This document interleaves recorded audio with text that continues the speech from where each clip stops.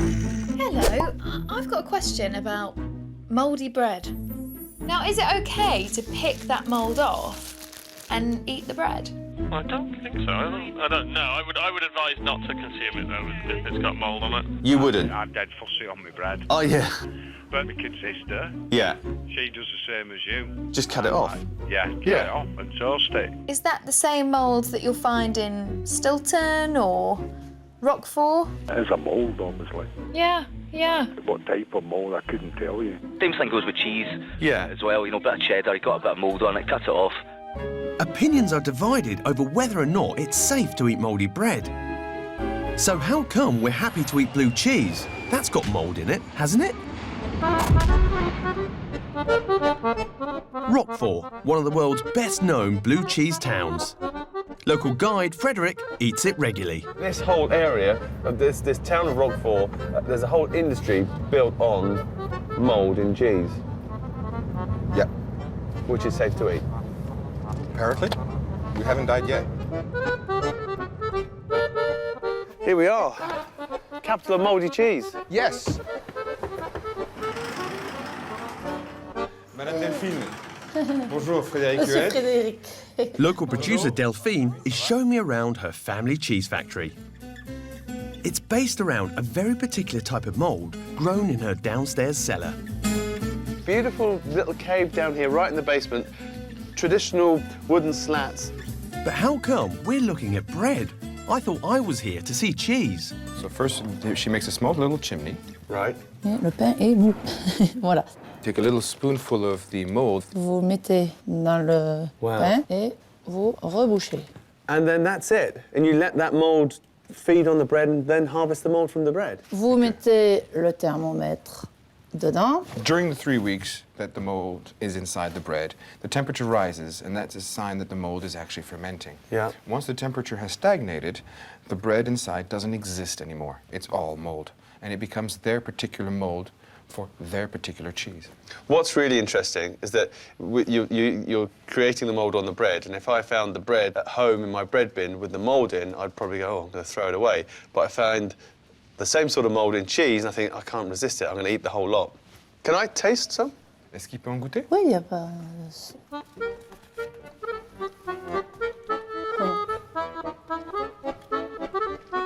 Yeah, I'd much prefer to eat the cheese. Let's get the silly Englishman down in the cave and make him eat mould. So what I would really love to know is how you actually get that mould in the cheese. This stage of the process involves a huge salt shaker packed full of mould, which is scattered over the curds. So in a way, it's almost like they're planting seeds, the very beginnings of the blue mould. The curds are left to ripen for up to 10 months. Then, voila, they emerge as perfect rounds of Roquefort cheese. Wow, look at that.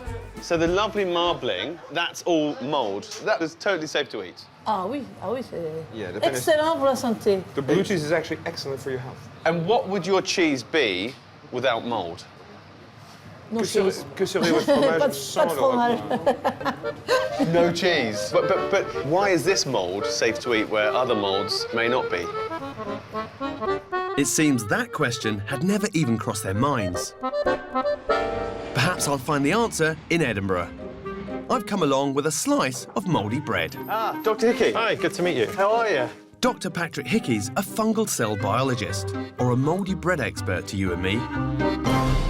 I've got my bread here. Yeah, so on one of these pieces here on this crust, it's a kind of green mould, and that probably is penicillin, which is closely related to the penicillin that grows on Roquefort cheese. And it's a pretty good fungus, actually. It produces an antibiotic, which stops us getting bacterial infections. Is it safe to eat?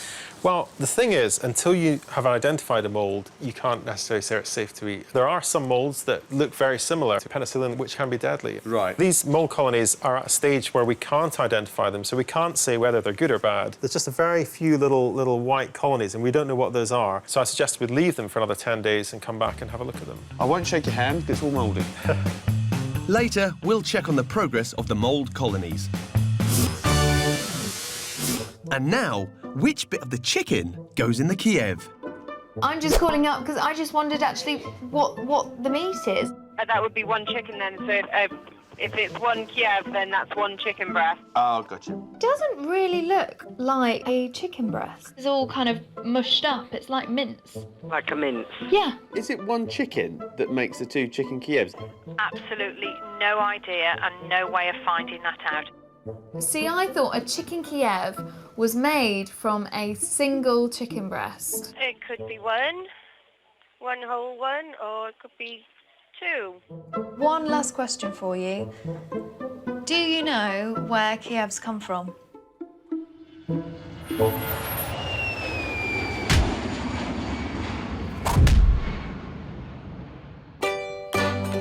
landed in the land of the chicken Kiev, and coincidentally, it turns out to be National Chicken Day. National Chicken Day. I'm not sure what happens on National Chicken Day, but I'm glad we're here for it. Kate's on her way to the Mironivsky meat processing plant, responsible for half the industrially produced chicken in the Ukraine. Hi, my name's Kate. My name is Anastasia. Nice to meet you. Today you're going to show us your chickens. Yes. And more importantly, your chicken Kievs. Yes. We have trousers, jackets. You look great. Me too. We could possibly be in a Bond movie if we were boys. So why do we need all of this, Anastasia? This is a special procedure. This is a biosecurity measure. For hygiene? For hygiene, right. Oh, I hope the chickens appreciate it. I hope so. This company processes nearly 177 million chickens a year. Here you feel the chickens, definitely. You just smell it. So the chickens arrive here alive, and then what happens to them? We slaughter them. Okay. Plenty of chickens. I've never seen anything like it. There are 44,000 heads. And is that the amount you'll process in one day? This is the line capacity per hour. 44,000 an hour, so that's 500,000 chickens in one day. Yep.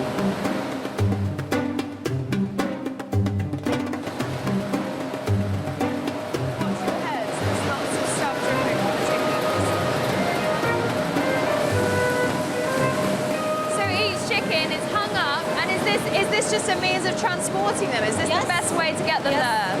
Right. Should we follow the line? Yes, we will. Once on the conveyor, each chicken is assigned its own unique ID and is tracked through the factory. I've never ever seen so much meat in my life. And this is the biggest facility not only in Ukraine, in Europe. All right, first of all, I can show you the quality control. Oh, so this is the other side of what we've just seen. Yes. There you've got essentially each chicken, every single chicken is photographed. Yes. And are the rejects automated? Yes. So the computer detects whether or not it's a reject? Yes, I will show you on the line how it works. All right? Brilliant. Only the most perfectly formed birds get sold whole. The rest are sent to various cutting stations based on the condition and size of the chicken. I'm putting my hood up for this. Wings and legs are removed by machine, but the breasts are taken off by hand. We have it on a spike. They take off the skin. One person takes off one side, another person takes off another part of a chicken fillet, and at the end we receive the carcass. What happens to these now? They will go to the different production, really. Where? To the production of sausages, for example, low-cost sausages. Oh, really? Everywhere in the world, even in the UK. What? What do they do in the UK? They produce low-cost sausages from carcasses. Really? Yes, international. How do they get any meat off a carcass? They make a mince. They make a mince from the remains. I mean, there mustn't be much on one of those carcasses. Yeah, there are some meat, right? How do they get it off? I will tell you later. Kate's now seen the chicken divided into high-end breasts and low-cost offcuts. But which bit will be heading towards the Kiev production line? Kate will find out later. Meanwhile, how fresh are your apples? I've got some apples here, and I was wondering when they would be picked.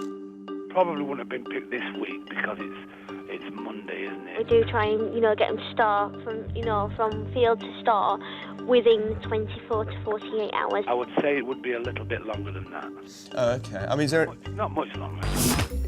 To try to get some answers, Matt's come to one of the country's biggest apple growers in Kent. The trees are bare, yet this farm is still supplying supermarkets with apples. This is Matt. He's going to show you around the store. Nice to meet you. Thank you very much. How on earth are they able to sell apples that were picked 6 months ago? Matt wants to learn their secrets. There's 4 storage rooms here, each of about 100 tonnes of apples. So they all come in from the fields straight into here? That's correct, yeah. And then they're locked up. So what is this process of storing then? We seal the room up completely, and then inside here, we can then put nitrogen into the store that replaces the oxygen. So presumably, that doesn't open? That's locked. But if you stuck your head through it? If you stuck your head through it, you would not live very long. Right, Matter of seconds. We have 21% oxygen. Yeah. The apples, if we reduce the amount of oxygen in there, their respiration reduces. Wow. It's like putting the apples into a state of suspended animation, like a hedgehog hibernating. It's that sort of thing. It's where... Wouldn't last long in there, though, would it? Yeah, no, it wouldn't, no. Together with the low oxygen environment, the addition of smart fresh powder stops the apples from ripening whilst in storage. OK, we'll open this room. I've got an oxygen meter here, which is currently showing 20.9. OK, that's good, right? That's good. Do you have to carry one of these when you open these? We always carry these. Do you? Today, after 6 months, these apples are ready to be released from their sleep and sold to the supermarket. Wouldn't stand too close. Really? No. Before Matt can take a look, the doors need to be left open so he's got enough air to breathe. Can we go and have a look? Yeah, So? yeah, it's safe to go in now. Really? Can I try one of these? Yes, yeah, certainly. There's nothing you need to wash off of these? There's nothing, absolutely nothing you need to wash off at all. I don't think you could tell the difference, really, between one picked off the tree... No, exactly. ...and one eaten, several months later. Yeah. Is that your oxygen meter? Should we get out of it? Go somewhere a bit more oxygen-rich. Better late than never, eh? If the apples get bruised after leaving storage, they won't make it onto the shelves. So they need gentle handling, or better still, none at all. What are they doing in there? It's like a massive bobbing apple thing. It's the easiest way to transfer apples, just float them through. It's a very gentle process. Absolutely. So when it leaves the factory in its bag... That will be labelled, it'll be given a 10-day shelf life. Right, although really it was harvested, could be 5 months, 6 months ago, or more. Or more. But as you saw, the fruit is as good as a day it went into store. Meaning we can all eat apples all year round. That's it. Back now to bread. Mouldy bread. Hi there. Can we go to Edinburgh University, please? OK, sir. My original slice has been mouldering in Edinburgh for 2 weeks. It's time to make a return trip and see what's become of it. Do you ever get mouldy bread at home? Yeah, I just cut it off. And then eat it? Toast it. Didn't do my granny any harm, mate. Really? Back in the day, yeah. Just cut the mould off and went with it. So we'll talk to some experts about mould and try and get to the bottom of it, really. Do you know, the expert probably only got the answer from his granny.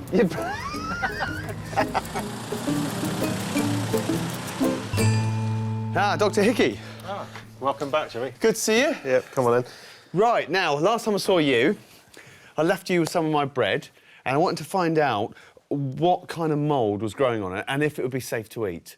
So what have you found out? Well, there's been a dramatic change in your bread. Would you like to have a look at it? Let's have a little look, yeah. You can initially see these 2 or 3 little green spots of penicillium. Yeah. It's the same kind of mould that grows on Roquefort cheese, so you probably would have been fine there. But another fungus is coming in on the right, and this is another very common bread mould, and it pretty much takes over the entire thing. No, look at that. It engulfs everything, including its competition, the penicillium mold. Yeah. So this is over about the course of about 3 days. It's a fungus fight. Exactly. Typically, a loaf of bread will have maybe 10 or more different types of fungus all fighting it out for space. And often you will get a succession. So you might get small spots of mold, and then something that gets in a bit later on will just take over the entire thing, like we're seeing in this movie. Wow, that's incredible. I mean, that looks like something from science fiction, doesn't it? They may look nasty, but the fungus on these slices isn't going to kill you. But hang on before you take a nibble. Those benign bread molds can quickly make way for something much more dangerous. I've got an example here of some bread that's very thoroughly rotten with lots of different types of mold competing on it. Now, you can see the green patches there are our friendly penicillium, but there's some black stuff. Now, that's a fungus called Aspergillus, and that's one of the ones that produce these toxins. So if you see any black mold on your bread, black mold's not good. Definitely throw it out, try not to create dust with it.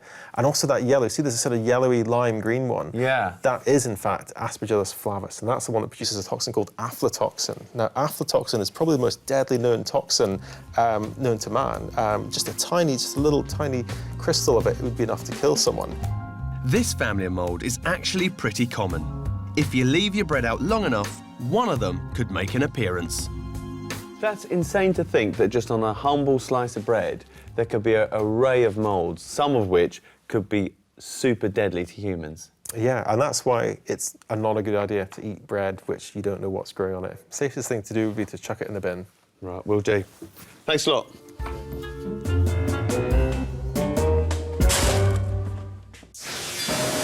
Back now to Kievs. The beating heart of the chicken Kiev factory is upon us. Kate's finally going to find out just what part of a chicken goes into a chicken Kiev. So here we have chicken fillet, deeply frozen. This is purely chicken breast. Look at the size of that. That's absolutely huge for a chicken breast, isn't it? It's not. It's not? This is just a normal chicken. Not all Kievs are made this way, but here it's just chicken breast, pure and simple. But it doesn't look like a breast for long. There's chicken being spat out of a big pipe. So we've got this chicken raining into what is, I suppose, a giant mincer. It's a giant mincer, you're right. It looks quite soft, I would say, right? Yeah. So, Anastasia, why make chicken mince out of these lovely, good quality chicken breasts? Because traditionally, a chicken Kiev would be one single chicken breast. This is how it is produced industrially. That's a factory chicken Kiev. You've got to mince the chicken. Yeah. Okay. So it's technology. It's all down to technology. What next? We go to butter production. Before Kate's question gets answered, she's diverted by a rather unusual feature of the production process. There is a butter sausage production over there. Ah. We buy butter, right? Then we slice the butter. Look at her go. She's very strong. Yes, she is. Very strong. And what is she adding there? Dill. Dill. What about the garlic? No, we never add garlic. According to the traditional recipe, there is no garlic in it. So there's no garlic in a chicken Kiev? No. It's bombshell revelations like this that make us realise how little we know about the butter in our Kievs. I just wondered, how do you actually get the butter into the chicken Kiev? And honestly, I wouldn't know. I'd imagine it would be kind of like a turkey baster that's thin enough to poke through. I'd imagine that's how they do it. Do you know, when I do it at home, I just cut a slice into the chicken breast. I should imagine they have machinery that would do exactly the same. I always look for a little hole or something where they poked it in. It's a mystery, isn't it? Hopefully Anastasia and her team will be able to answer all. 1, 2, 3. Come on. Here comes the sausage.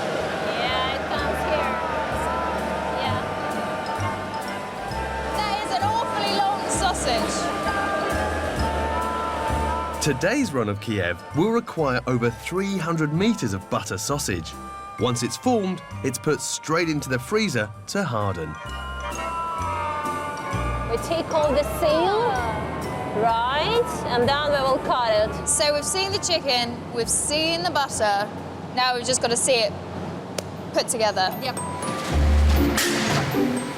And because the chicken is minced, it can be shaped into patties and the butter easily added. Then the two pieces are squished together, ensuring the butter is locked in with little chance of leaking. But there might also be another reason that the breasts are minced. So this is like a butterfly. So what happens here? On the smaller part, they put butter, and by the bigger part, they cover. You can try one. Shall I do this one? Yeah. Oh my goodness, it's going quickly, it's going quickly. And so you just grip it and seal it. Yep. Have I sealed it? Oh, he's finishing it off for me. Brilliant. After being sealed, each Kiev piece is battered, breaded, and baked. Uh-oh. It was probably one of mine, to be honest. Before being boxed and sent to supermarkets across the European Union. If we do not have any leakages here, we put it inside. 1,000 chickens have produced 1 ton of chicken breasts. So how many dinners does that make? And so, how many chicken Kievs would you make out of one breast?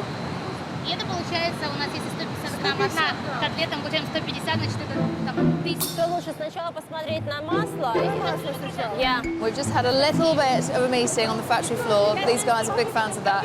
And I think we've got a conclusion on how many Kievs you get out of a breast. It was difficult, but we calculated from one chicken fillet, which is approximately 500 grams, we can receive approximately 6 chicken Kievs.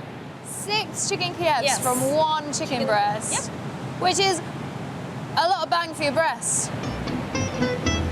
Yeah. So that's also why they mince the chicken. It makes chicken breast go a lot further.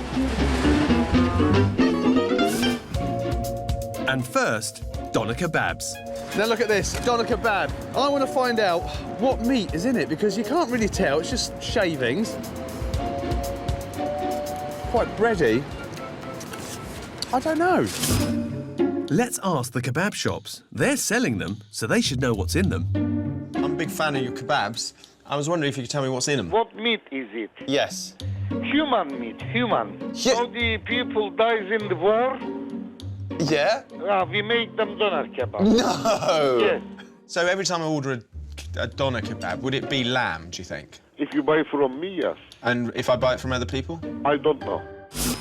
Right, I'm at the place where I'm going to finally find out what is the meat that's in my doner kebab. How you doing? I'm Jim. Nice to meet you. Veli's Kebabs in Staffordshire make a whopping 50 tons of doner a week, supplying kebab shops all over the UK. Let's see what they put in theirs. I might bring my shoes from outside and go through that. That's brilliant. So I can see already it says lamb. Yeah, lamb trim. This has come off one of the big 4 supermarkets. They trim the meat up, make it aesthetically pleasing for the customer. Yeah. And the trimmings that you get left over, we get coming in. Well, that's a nice bit of meat there, isn't it? A lot of people think a kebab or doner kebab has all sorts of meats in it. If it's labelled up as doner, which everybody associates with what's on the spit, should be 100% lamb. There are companies out there that are labelling up kebabs and they're containing beef and chicken. And there has been instances of pork, which, you know, for the Muslim community is a big no-no. Proof's in the pudding. Yep. I'd like to see how it's made. Come on then, I'm going to show you. Push it in. Green button. Goodbye. As the meat goes up as well, they're putting ingredients in. Yeah, we'll put a little bit of this in. What's that? This is textured soya protein, so it's just like a bit of a bulking to keep the price down. We put 1 bucket of it in. So there's the mince coming out, minced lamb. Right, in here, got a bit of onion powder and you've got some salt. Without salt, you're not going to be able to make the kebab. Why? What does the salt do? It takes the salt-soluble protein out of the meat and helps to make the emulsification. Otherwise, when they're cutting the kebab, it's just going to come away in tiny little pieces and you're not going to get those nice long strips. By the time this machine is finished with it, this kebab mix has got in it 85% lamb, 5% Volker, 5% rusk, and 5% seasoning and salt. Bloke's the king of kebabs, right? If I get it wrong, you're not going to hit me, are you? No. Right. I'll show you the right way. Yeah, put in the middle, please. That's all right. Yeah. Just let it release. And you got to press it. You know, and just spin it as well? Yeah, you can spin it yourself when you do. Lamb skin? Yeah, from the breast. I had no idea. Basically, hold the kebab. This binds the kebab together. Then after we'll be here. Yeah, and then we'll eat that. Got extra chili sauce? No problem, with the salad. Yeah. So Veli's donors only use lamb. But can the same be said for all kebabs on the high street? Time for a forensic spot check.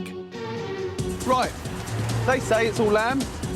We're going to send 9 doner kebabs that claim to be lamb to a DNA testing lab to establish exactly what's in our donors. What kind of species do you look for, by the way? Beef, pork, lamb, chicken, donkey, goat and horse. We'll find out later on. Next, the oyster, a taste of luxury, but often blamed for a dodgy tummy. Do they really deserve this reputation? I'm bringing up a question about oysters. A question about oysters? Yeah, what's the safest way to eat them? Oh, I don't know. So a lot of people say they get sick from eating an oyster. They've had a bad one. I mean, is there any truth in that? I've never, ever had a problem with them, and I have eaten dozens of oysters. Even if there's any way of giving it a wee wash under the tap to make sure before you eat it that there's no shell fragments there. If I tried to wash the oyster now, I think I'd lose most of it down the drain. Yeah, you might do, yep. So is there any safe way to eat an oyster? Oysters live in estuaries, like this one off the coast of Falmouth in Cornwall. And Kate's going to get some. Morning. Good morning. Which one of you is Tim? Me, I'm afraid. You? Hello. How are you doing? Pleased to meet you. So, we're here to go and dredge some oysters, yeah? Hopefully, yes. This salty dog has been oyster fishing for over 25 years and knows this stretch of the Cornish coast like the back of his hand. We'll bring you back some oysters. Tim knows exactly where to find the wild native oysters. Gosh, it's rough, isn't it? Ah, what is this? Tim, You're safe, don't worry. I'm just looking at Lana's face and she looks like she's about to fall in.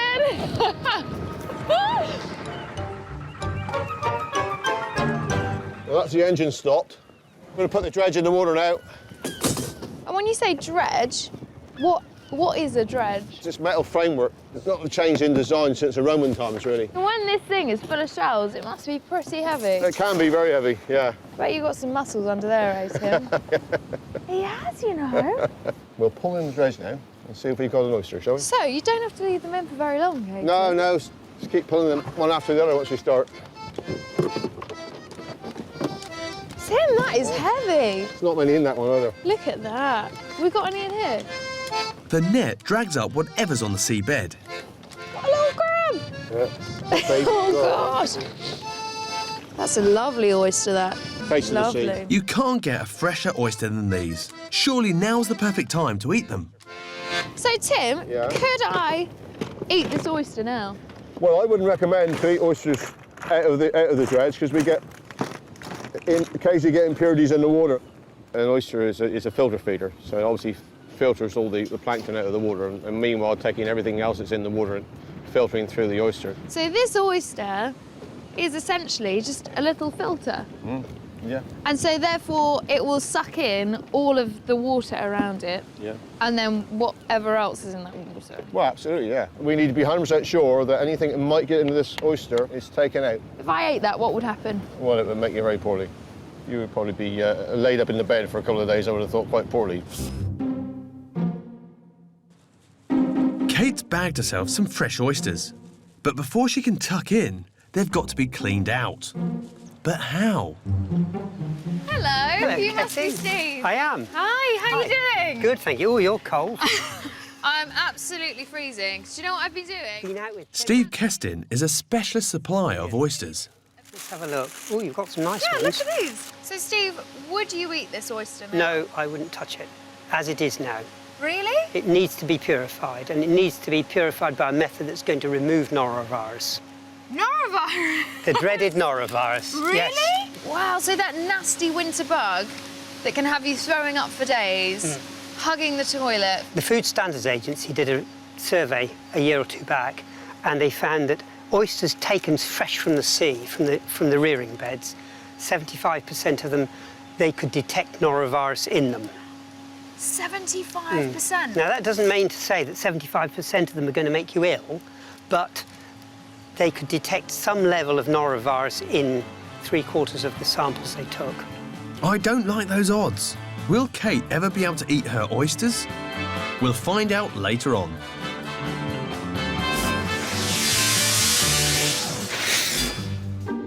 Gin was once regarded as a granny's drink, and vodka was a trendy tipple. But now gin's making a comeback, so more of us are drinking it. But do any of us know exactly what's in it? I've got a funny query, actually. What is gin? Is it made of a grain or a grape or...? No idea. Let me have a look. You don't know what the difference is while you're there between gin and vodka, do you? I don't know. No. I would imagine there's vast differences, but I don't know. I'm sorry, but I won't be able to tell you that. I'd need to get information from our technical department for you. For the ingredients and stuff, we're not allowed to give out the ingredients because it's, you know, secret. Gin makes you sad.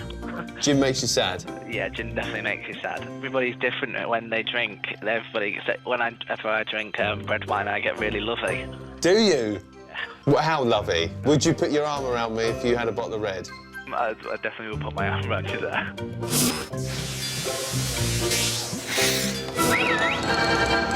London is considered the home of gin, so where better place to start? Hello, fella. Can you take me to the Smith's Gin Distillery? Please, thanks. So I'm having a little day out today, right? I'm going to go to this distillery and see how they make gin. Do you like gin? No. Oh. I'm not really a gin lover. What do you prefer? Vodka. Behind this unassuming door is the first new gin distillery in London for 200 years. Hello. Hey, are you Sam? Get into the wall. Hello, Sam.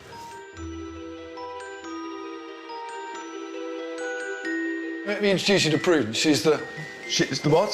Her name is Prudence. Oh, sorry. Okay. Yeah. Her name is Prudence. She's beautiful. It's like something out of a Wonka factory. Well, it is indeed. It's very hot. It's warm as well. And actually, we're distilling gin right now. Right, good. And so in the next half an hour, you're going to see it coming over. You're very excited about gin, aren't you? I'm very... How can you not be? I mean, gin is in. How do you make gin? There's something bubbling away in here. Yeah, absolutely. And you're going to see that begin to move more and more because what we've got in here is the beginning of the distillation process. Okay. There was one step that happened before, and that's the logical place to begin. The base spirit. Okay. So in here, what we've got is barley-based material. This is a really high-quality base that we are using. Sam redistills the barley spirit by heating it in Prudence and capturing the vapour.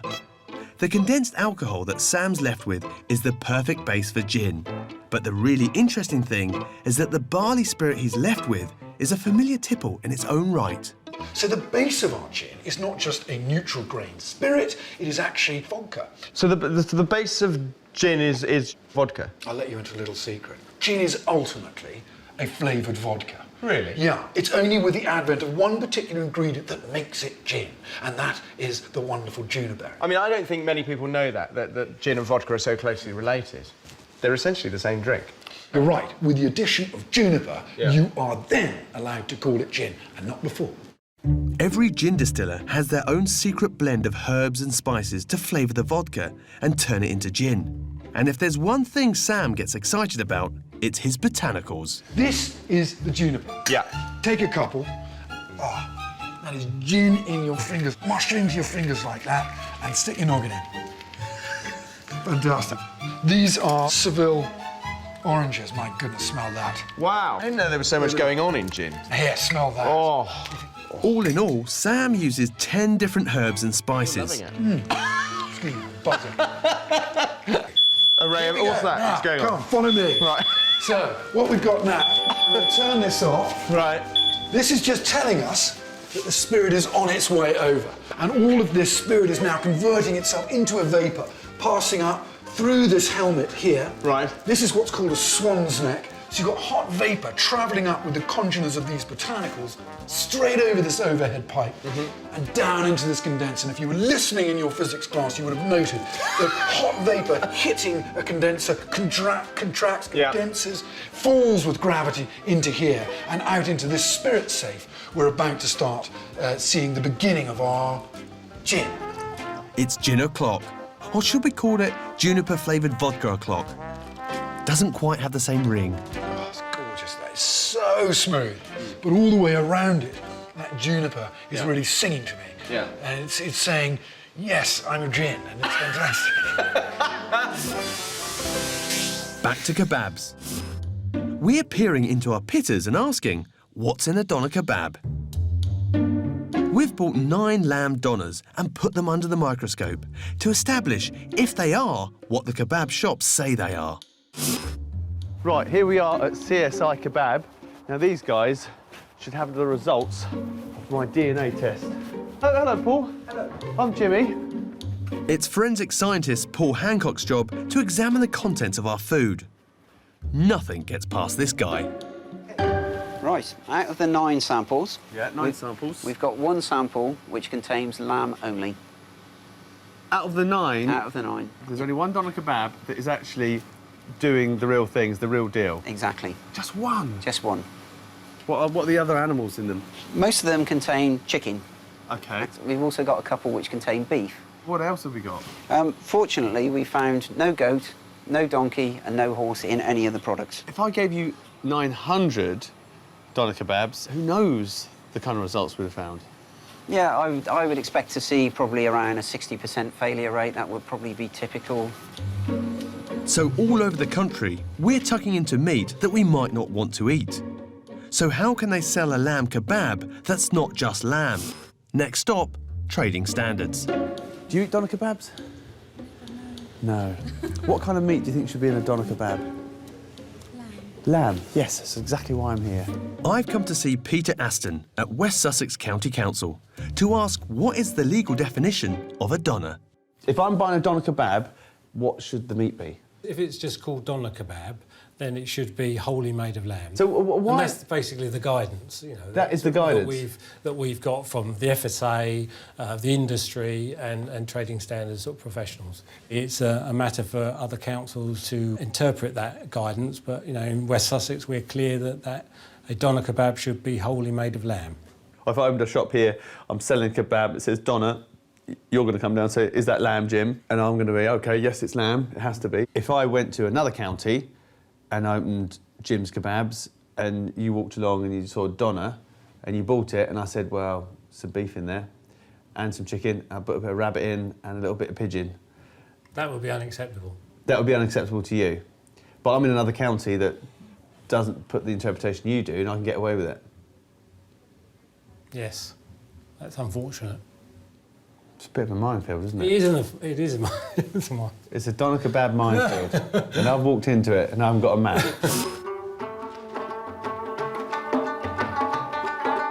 I've been on quite a journey. It's a bit of a kebab mystery and it's still confusing. I thought I would have some sort of answer. Don't get me wrong, there's some really good guys out there making some fantastic kebabs, but as the law stands, it makes a whole sort of confusing mess out of it. So I'm not sure what doner kebab really stands for.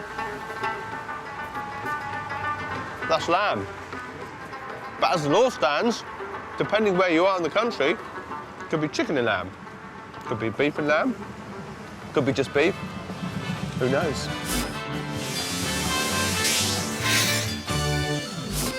Back now to oysters. Kate's caught some in Cornwall.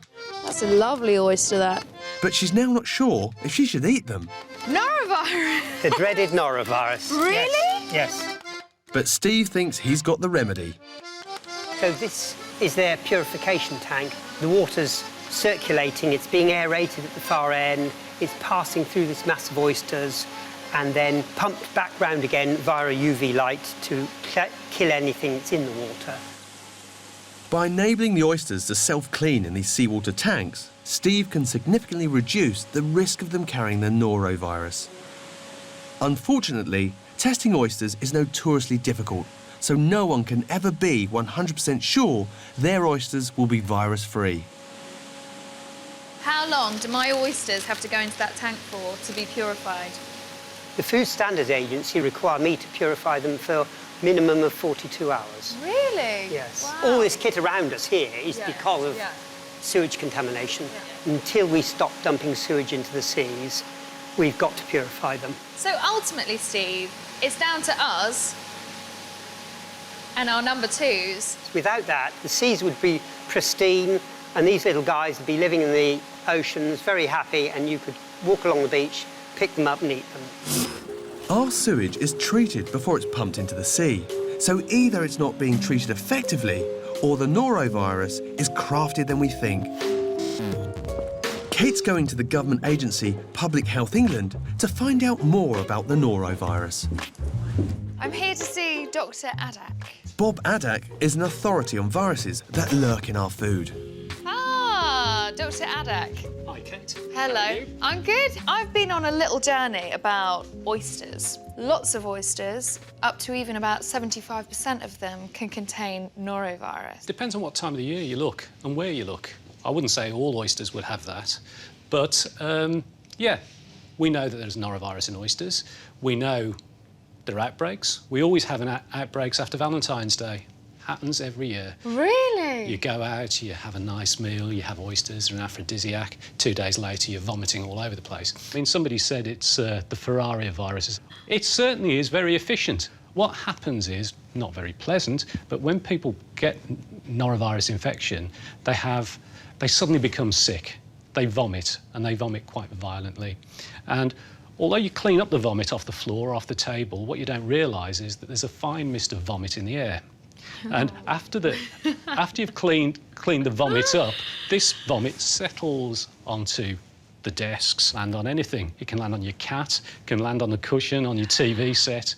Now, So if I entered a room, though, where somebody with norovirus had vomited, I don't know, a couple of hours previously, I could very, very easily contract you could very easily pick it up without knowing. During their chat, Dr. Adak has been conducting an experiment with some UV dust to demonstrate that eating a contaminated oyster can not only make you sick as a dog, but potentially everyone you come in contact with. Now, what we've tried to do is replicate how norovirus spreads. I had it on my hands. When we shook hands, I spread it to you. And now, if you'd looked in the mirror, you'd see you've got marks all over your face. That's how the virus spreads. Look at the state of me. Exactly. I'm covered in it. Not only is it highly contagious, it's difficult to test for, and it's baffling scientists by mutating all the time. So, is eating an oyster like playing Russian roulette? Kate's going to ask a man who sells 40,000 of them a week, is it worth the risk? Lovely to meet you. Nice to meet you, Kate. So I've heard some great things about you. Good. You are the Oyster King of London, this I hear. That's very kind of you to say so. If you're going to ask me whether oysters are safe, I'm going to say yes, of course they're safe. We sell a lot. We sell a lot in our restaurants, and it is very, very, very rarely that we get a complaint with an alleged food poisoning. Like all oysters on sale in Britain, robins have been filtered to the FSA stipulated period.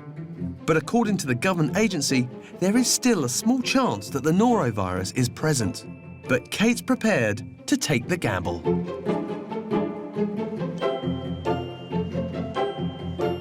And I'm pleased to report that a plateful of oysters later, Kate is as fit as a fiddle. It's absolutely delicious. You knock one of those back and you just get that... You get a whoosh.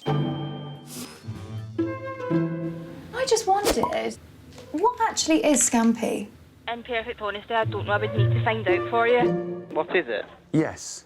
Some sort of fish.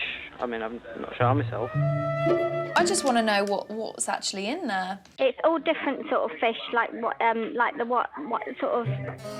Oh God, It's actually a fish called scampi. I'm sure it is, yeah. So what on earth is scampi?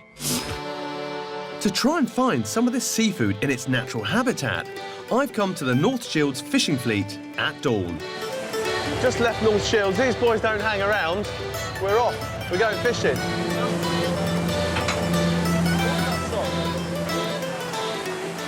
You'll never catch anything like that. You've got to put the whole net in.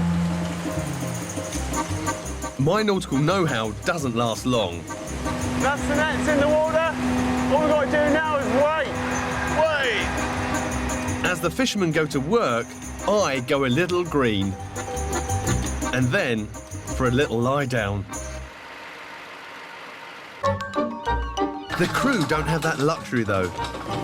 As the sun comes up, so do their nets. On an average trip, they bring in up to 600 kilos of fish. Somewhere in that lot is the mysterious scampi. At last, the trawler finally turns back. I feel so sick.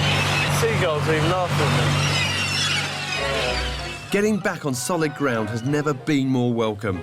Although the same probably can't be said for these little critters. These are going off to...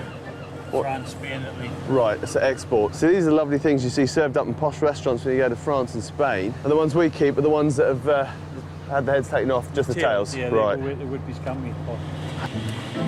So if these langoustines are used in posh scampi, where does the cheap scampi in my supermarket come from? You all right, good to see you. All right. Got any langoustines? Yes, we have. That's their langoustines. Lovely job. And we sell them for $10.50 a box. If you were to turn them into scampi like this, how much more would it cost? I should think over double. Right. That, yes. £21. Then you're talking about £21. Right. So that pack... 3 for a tenner. 3 for a tenner. That's cheap. That is cheap. It makes you wonder how much scampi's in those. Certainly does. And where better to find out than the local pub? It is the spiritual home of scampi after all.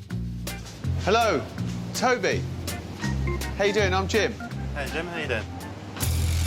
First up is the most expensive supermarket scampi. Wholetail scampi chunks costing £6 a bag. So what do you imagine's in here? I'd like to think whole scampi tails. Break that open, look. Actual pinky... Yeah, look at that. looking stuff in there. Now that is the coloration from a prawn tail, surely. Got a whole tail in there. But that is the taste of a pub scampi. Yeah. Working our way down the scampi spectrum, It's the ones that are strange shape.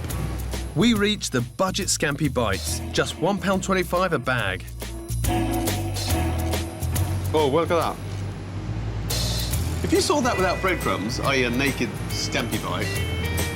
I don't think I'd eat it. I wouldn't hoover it up, would you? No. That doesn't really taste of scampi. It doesn't have that prawny flavour. No, it just tastes of sea to me. There is a big difference between scampi and scampi bites, isn't there? Yes. There's still a lot of mystery surrounding the scampi. No. Scampi bites are 4 times cheaper than regular scampi. I need to do some detective work to find out exactly what's in the cheaper products. It can't be langoustine at that price. Is that Dr. Mariani? Yes, it is. I've phoned you up because I want to talk to you about scampi. I must say, they do vary somewhat in consistency. Some just look like a paste. They are a type of processed food, so it is unrealistic to expect a whole critter inside the batter. Really? What we could do relatively easily is to use genetics to identify what the most likely animals there are in those products. So it's a bit like CSI scampi. It could be, yes, exactly. I'll send you a whole bunch if you could do some testing, and then I'll get back to you and let's see what the results say. Bye-bye. Later, the results of the DNA test to discover what's in my cheap scampi. And I come face to face with a creature which definitely isn't a langoustine. Now they're big, but nothing on the Pangasius. Next up, why can't you buy cashew nuts in their shells? Good morning, customer service speaking. How can I help you today? Now, I was just wondering, I've never noticed cashew nuts in their shells. Do you sell them? I don't normally do at Christmas time, and I don't know about all the way through the year. Does it protect the nut inside if they take the shell off? I really don't know. I think it's just a matter of most people can't be bothered shelling them. I just wondered what a cashew nut shell looked like, because I haven't seen one before. So how would you know you can get cashew nuts in a shell then? Where do they come from? I think they come from, I'm pretty sure it was Africa, actually. To find out why supermarkets don't sell cashews with their shells on, Kate is going all the way to Mozambique, a small country exporting a massive amount of nuts. It's so hot already. The majority of Mozambique's cashews are grown on family-run farms. Kate's guide and translator, Belgian, is taking her to some small cashew farms in the remote far north. They said that the cashews that you come to see, you can see under the trees. Okay, so up there, there are cashew nuts. Really? Wow, they grow on a tree. You can see fresh cashew and the dry one, and after that, when they're ripe, they fall down.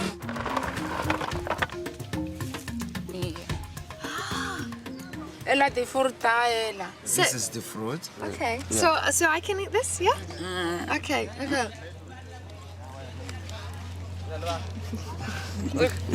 It's very tasty. The yellow fruit is the cashew apple. It's claimed it has 5 times more vitamin C than an orange. So I'm looking for a nut in here, in this fruit. The nut inside of this. This is its shell. Can I get it out? The oil is a poison. Yeah, so Inside it of can it? injure. Yeah. So really dangerous.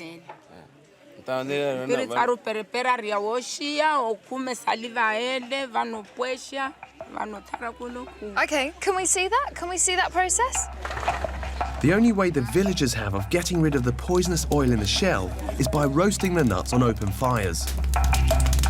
It can injure your eyes because of the oil. So it's actually in the smoke? Yeah, yeah. So the smoke is dangerous. All of those little mini explosions, that's the oil burning off, is that right? The exploding shell fragments can leave their mark on anyone close by. This beautiful little girl, Paula, has a cashew wound on her face. So see this burn on her cheek just here. They were roasting the cashew, and then she was so close. So when the cashew exploded, so they asked to come up to her face. So that's why it came this. So this was when they were roasted? Yeah, they were roasting, so it's exploded. This method of shelling cashews is risky, but it is effective. Oh my goodness, is that the nut? And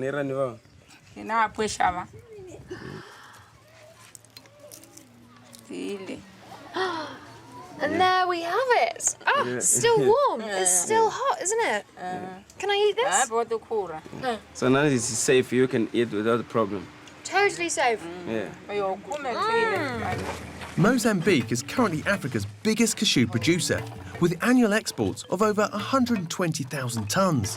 So how do the large processing factories shell all these dangerous nuts on an industrial scale?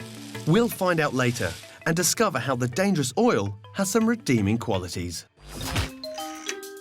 Meanwhile, why do some salts cost more than others? Matt's trying to find out.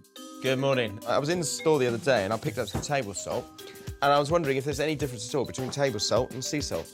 I'm assuming the sea salt, maybe it's unprocessed. Is it natural? I mean, do they actually taste any different? That I don't know. Presumably they do more to sea salt to make it expensive. Probably, well, the way things go, isn't it? If you do less to a product, it's more expensive. Some sea salts can in fact be 20 times more expensive than table salt. To find out what they're charging for, Matt's travelling to Anglesey in North Wales. This coastal town is home to Helen Lawal sea salt. Here to show Matt how they make their salt is boss David Lee Wilson. Matt, nice to meet you. Nice to meet you. This is our intake pipe. So it gets pumped up here, Yep, so the time is and right. We're going to pump it up to our tanks, and then we're going to evaporate. So this is the heart of the salt making. So this is just the seawater? That's all it is seawater with some of the water taken out of it. So am I right in thinking there's a very marked difference between sea salt and table salt?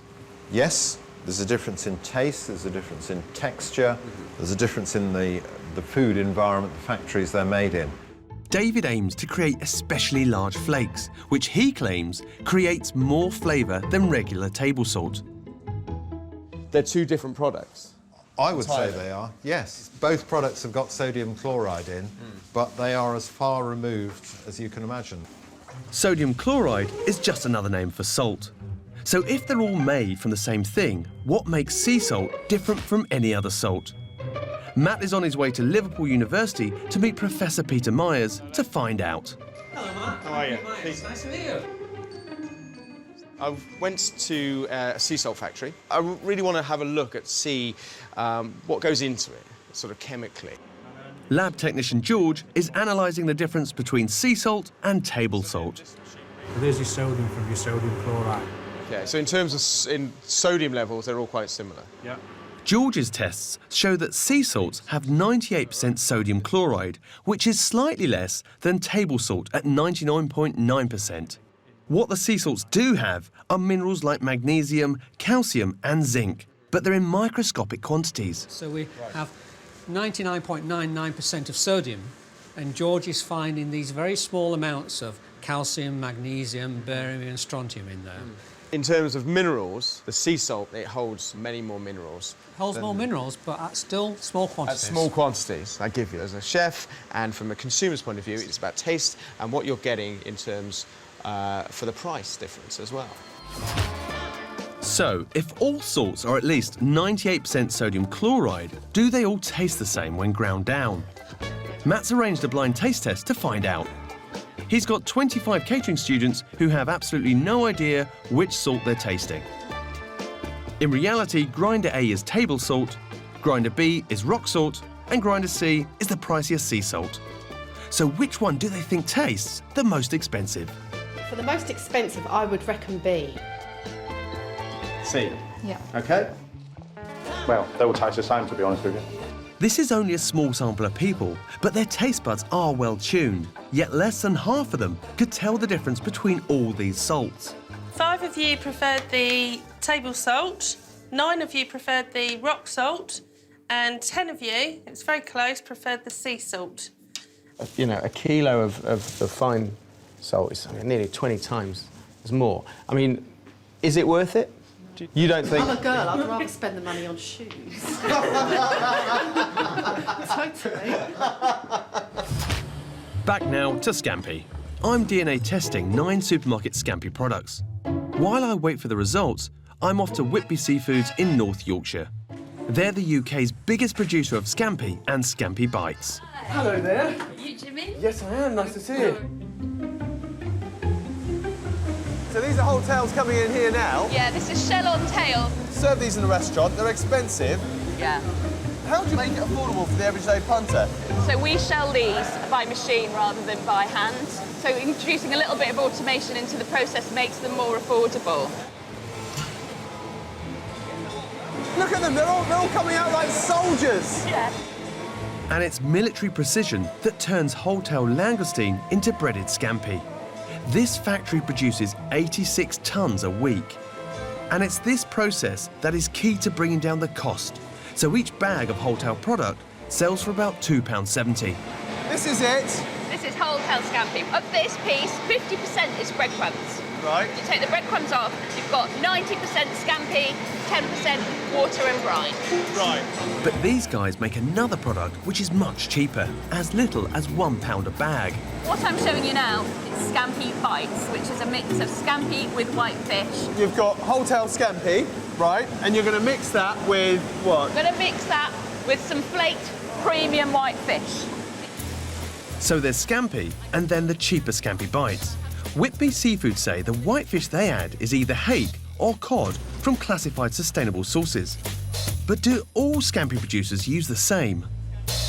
Earlier, I had 9 supermarket Scampi products DNA tested to find out if there's anything unusual lurking in our Scampi. Hello, Dr. Mariani. What have you found out? What is in my Scampi? The main take-home message, I have to say, is that there is a lot of Scampi in your Scampi. Okay. By and large, most of these companies actually are using the animal that they say they're using. So that's what you kind of expect? Well, it all sounds good up to now. Then comes a bit of a surprise. There is one exotic animal with 2 different samples that contained Pangasius. Pangasius? Yeah, this is a large catfish, which is not even a marine fish properly, because it spends most of its life in rivers and in estuaries. And am I likely to go and see this in our rivers or our streams? Where would I find it? So far, I don't think so. It's farmed in Vietnam and Thailand. So it's a Southeast Asian freshwater catfish? Yeah. Great. Well, listen, thank you very much indeed. I need to check out this catfish. Take care. Enjoy the Scampi. Luckily, I don't need to travel halfway around the world to see this Southeast Asian fish. I can just go to the local aquarium. The trouble is, I have no idea what I'm really looking for. So Pangasius are big? Oh, yes. They're monsters. Oh, right.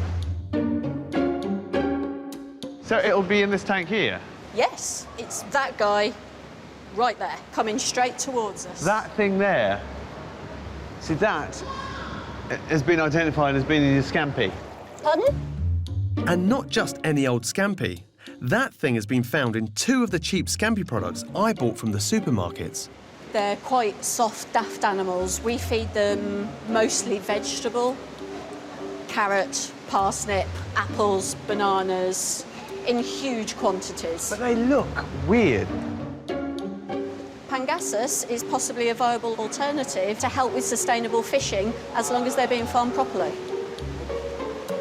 Do you think most people never dream that a fish all the way from Southeast Asia ends up in a pub favourite? I certainly never dreamt until you told me.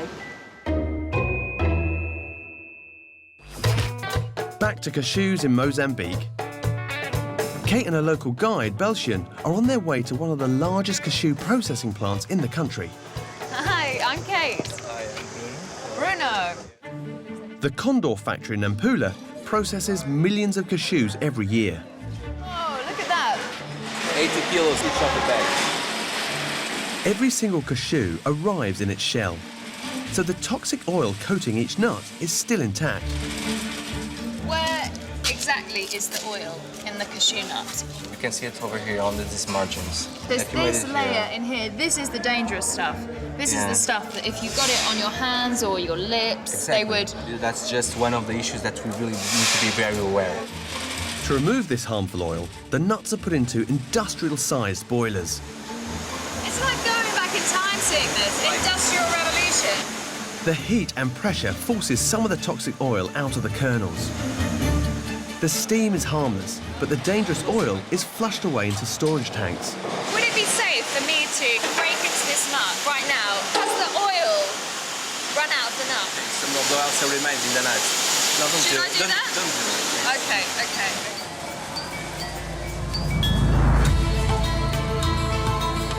Astonishingly, the next stage of the cashew processing relies on manual labour. Every single cashew nut is shelled by hand.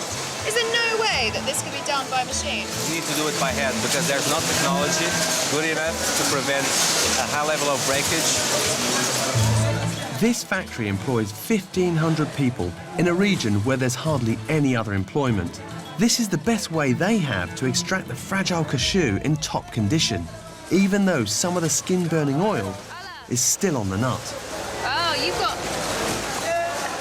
What is this on your hands? Soil. That's oil? Yes.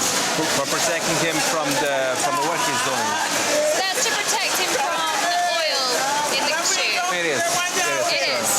You can feel it. And that oil is acid and it's dangerous? Yeah, it's a bit acid, yeah. It's a bit dangerous, as you said. Okay, okay. Not killing, dangerous, but yes. And so at this point, is the nut safe to eat? No, it is, of course. I don't know. I can eat it now. I never ate it with its peel on, but... You should try one. Okay. If you are willing to... Is it good? It tastes quite acidic. Acids? Yeah. It's the peel, I think. It's just the peel? Yeah.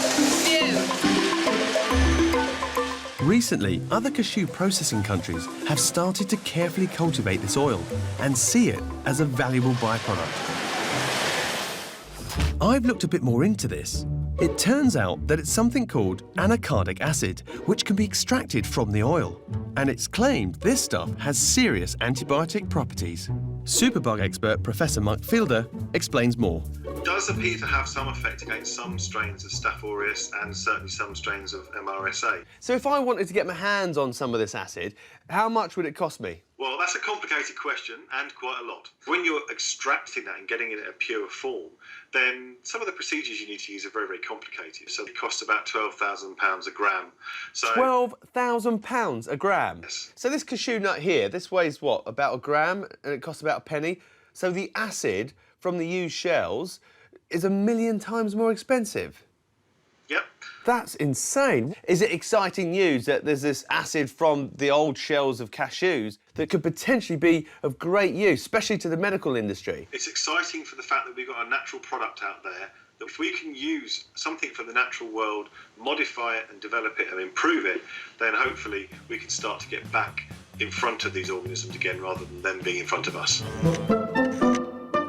Hello, I bought some beef stock cubes from your store. Yeah. What's actually in a stock cube? Right. Are the ingredients on the box? Would it be like one whole cow that is then turned into the powder? You're asking a very difficult question. I wouldn't be able to say that information. Is it real meat? Actually, they're made using beef extract, so they do contain beef, yeah. It's really intense flavouring. I wonder if I could manage taking a bite out of a stock cube. What is the extract? It comes from Brazilian cows, but it doesn't really break down what sort of percentage of the cow is used and what part of the cow. Brazilian cows? That sounds like a trip to South America.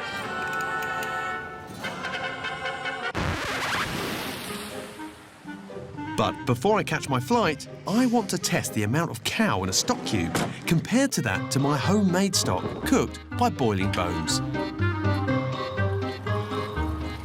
Right, got the stock. All I need now is Jane. Flavour scientist Dr. Jane Parker from the University of Reading knows a test that can help.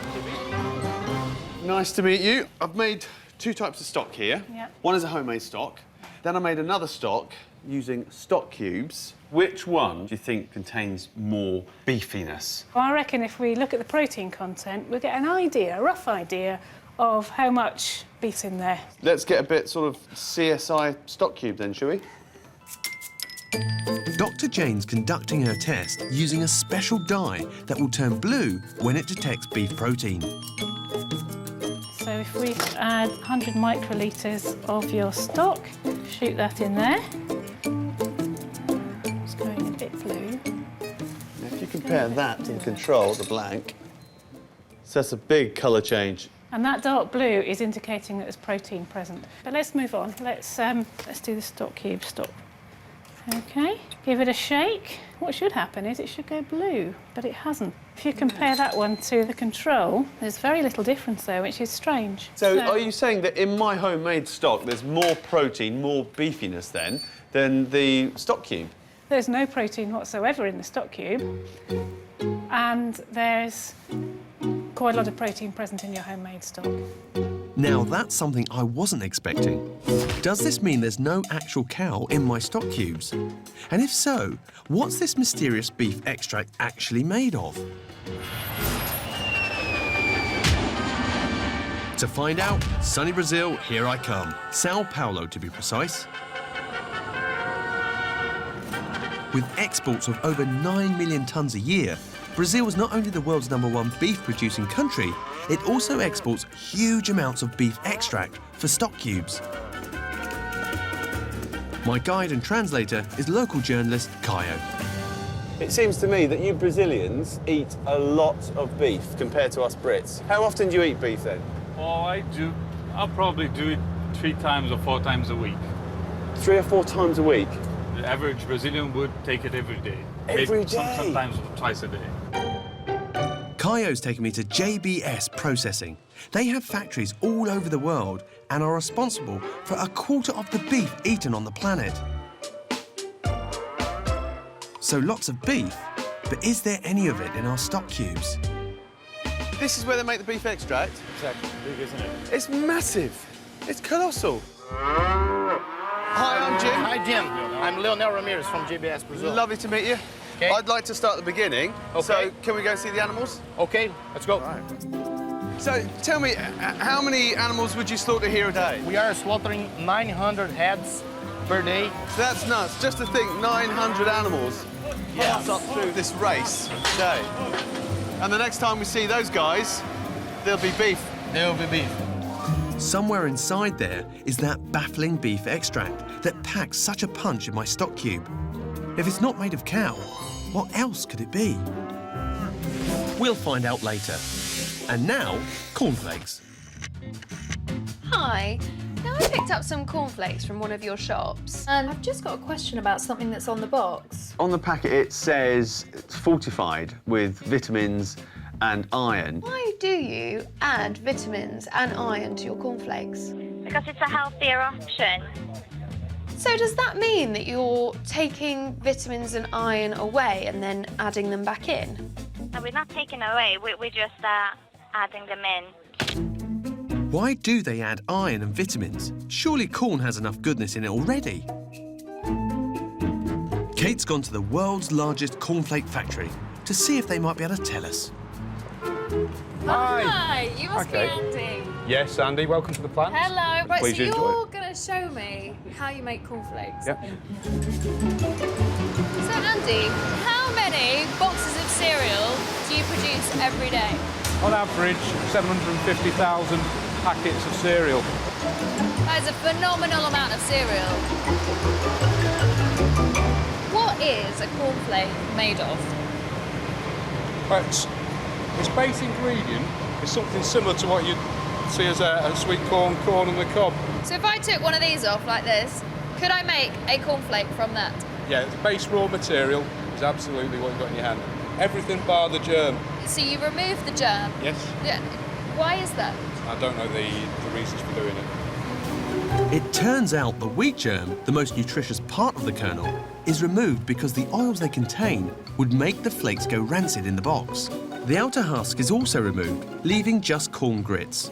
So what happens first? Well, what you see in front of you there is a large pressure cooker. It's where we cook the corn grits for approximately 2 hours.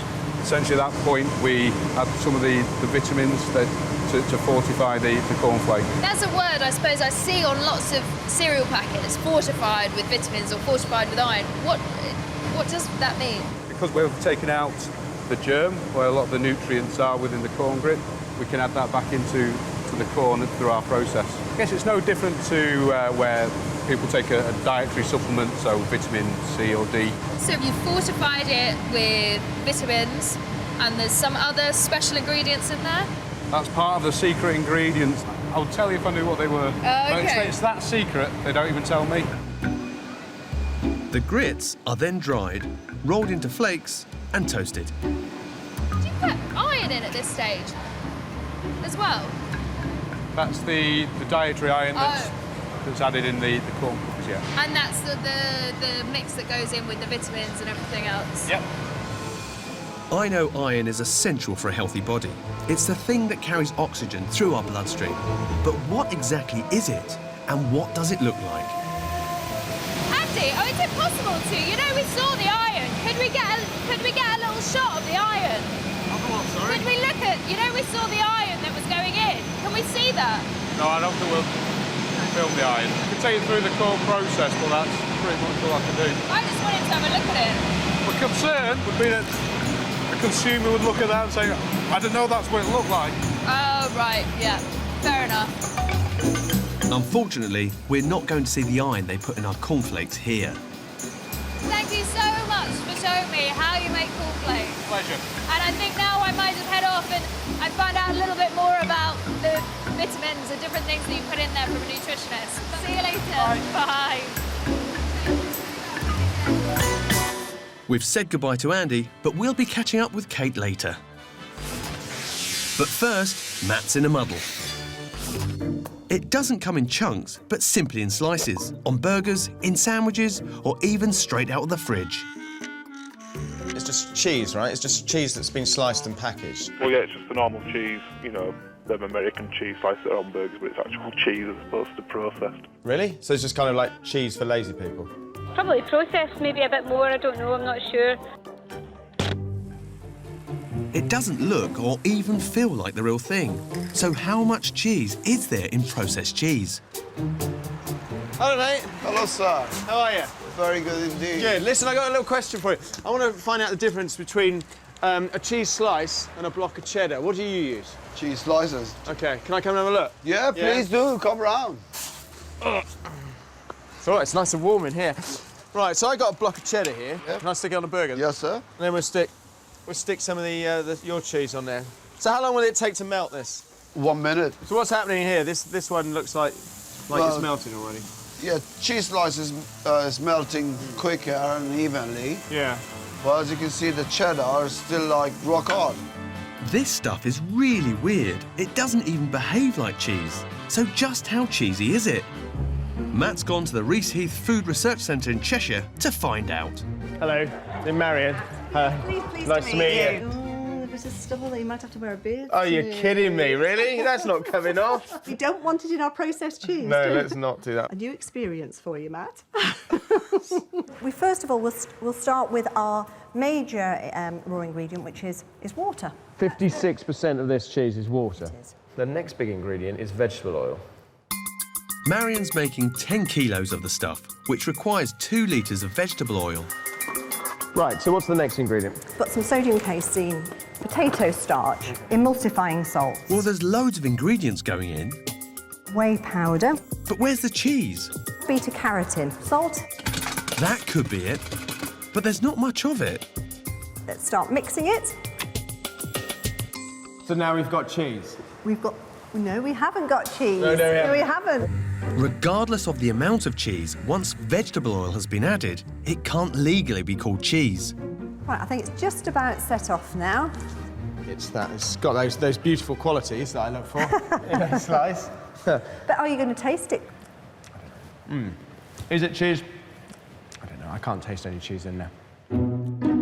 Time now for the killer question. So what percentage of cheese is actually going into our processed cheese? We've got 10% cheese in our... Really? Yes, Is in that our all? processed cheese. That's all, but that's enough to give it cheese flavour. Is that a bare minimum? You can actually make the cheese, not calling it cheese, the slice, the slice without any cheese at all. Really? If you want to check how much cheese is in your slice, if any, the only way to tell is to look on the packet. I'm feeling baffled about beef. Well, what I'm saying from this analysis is that there's no protein whatsoever in the stock cube. If there's no trace of cow in a stock cube, then what else can it be made of? I've come to Brazil on the trail of beef extract, the mysterious ingredient that can give stock cubes their flavour. This room here looks like a cross between a medieval hospital and some manufacturing plant. It's insane. There's knives, there's bits of meat going everywhere. This is the first stage of the production process of a beef stock cube, and so far, it's been beef all the way. All the employees have their own procedure. This guy only cuts one part of the carcass. Yeah. And the next guy finish the cuts. Everyone has his own job.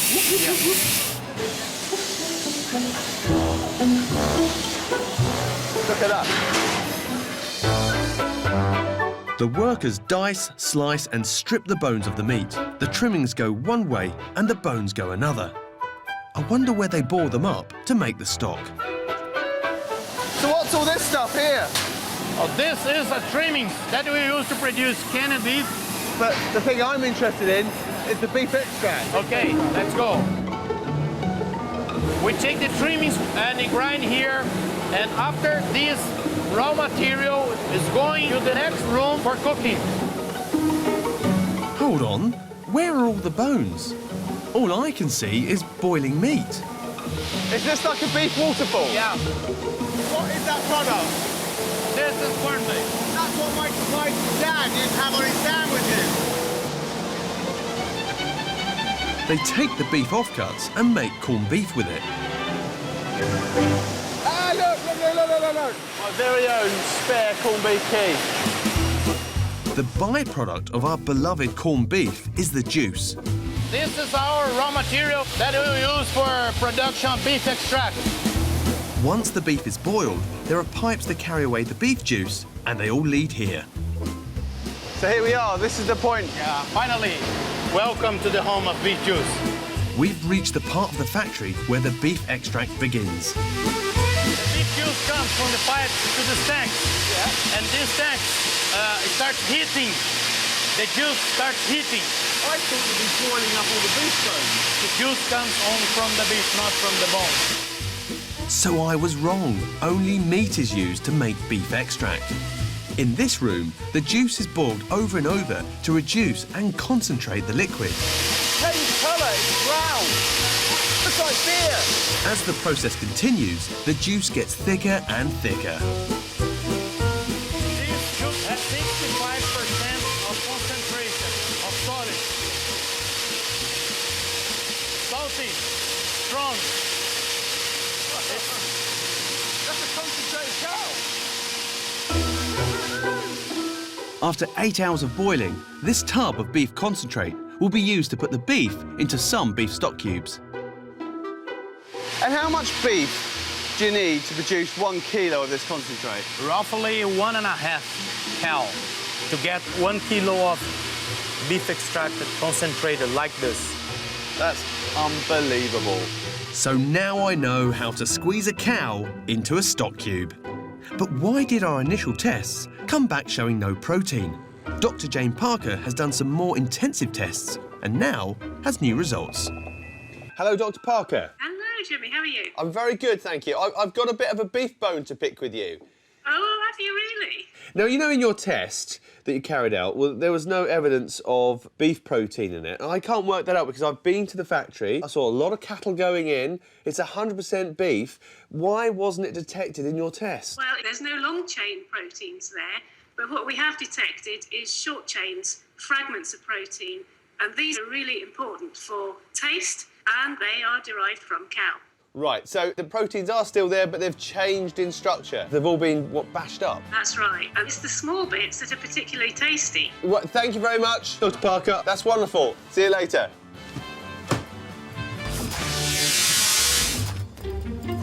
Kate's on her way to a nutritionist to try and find out why they add vitamins and iron to cereals. Hi. Hi, you must be Claire. Yeah. Kate, how are you doing? Good. So I'm here to find out all about cornflakes. I'm still a little unclear on exactly what goes into a cornflake. Well, they start with literally the corn kernels, which are then almost peeled to remove all of this outer coating. That's a really good bit because it's really high in fibre, which is great for the digestive system and so on. It's also got B vitamins in, which help us to digest carbohydrate and things like that. And that unfortunately doesn't make it into the final flake. That doesn't make it into the final flake, no. What also gets removed, there's a tiny little piece in here called the germ. That's like the nutrient powerhouse of the grain kernel. So what is in there? Essential fats like omega-3s and omega-6s, B vitamins. So that's discarded? Yeah, and you're left with this sort of really pulpy bit in the middle, which is really just starch, which is carbohydrate, really. So why remove these parts of the corn? Well, the oils they contain would make the cereals go rancid. But then, as part of the manufacturing process, some vitamins and minerals are added, and these are baked in, and then other ones will be sprayed on at the end, and that gives them the nutritional claim on the side of the pack. So vitamins and iron are baked in or sprayed onto cornflakes to put all the goodness back and add a bit more. But what was the iron Kate saw in the factory? Where does commercial food-grade iron come from? I noticed on the box it says fortified with vitamins and iron. So I wonder where the iron comes from. Do you think it's the same iron that's in a steak or say the same iron that's in a bunch of spinach? No, I don't think so. It's a different substance as far as I know. So not iron filings then? No, definitely not iron filing. I mean, is that, you kind of think, well, if I just nibbled a nail. Well, that would be the wrong kind of iron, so no. Licked a lamppost? It's not iron like you get in frying pans. No, I don't think it'd be something like that. So, Claire, you said that they put vitamins and iron into the cornflake. What form does the iron come in? Because, I mean, I'm looking at this cornflake now thinking, is there any iron in there? It's actually powdered metal that you find in a cornflake. So, literally, the metallic iron will be powdered and added in. If something's made of iron, then you can pick it up with a magnet. So I picked myself up some food-grade iron powder on the internet. Now, this is the stuff that is in these. Hi! Are you Alan? I am.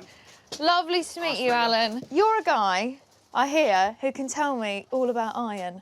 A fair bit. Now, the thing I want to test is this stuff iron as we know it? There's only one way to find out. Alan, you've got a lot of iron here. Oh, my word. Is this your magnet?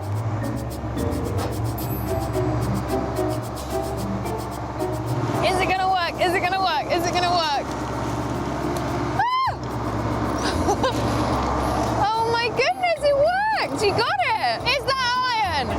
iron.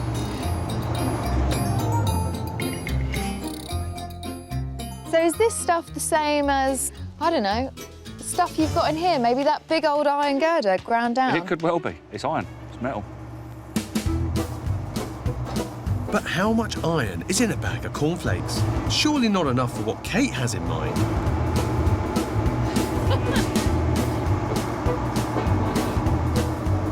Oh, we got some. Is that iron?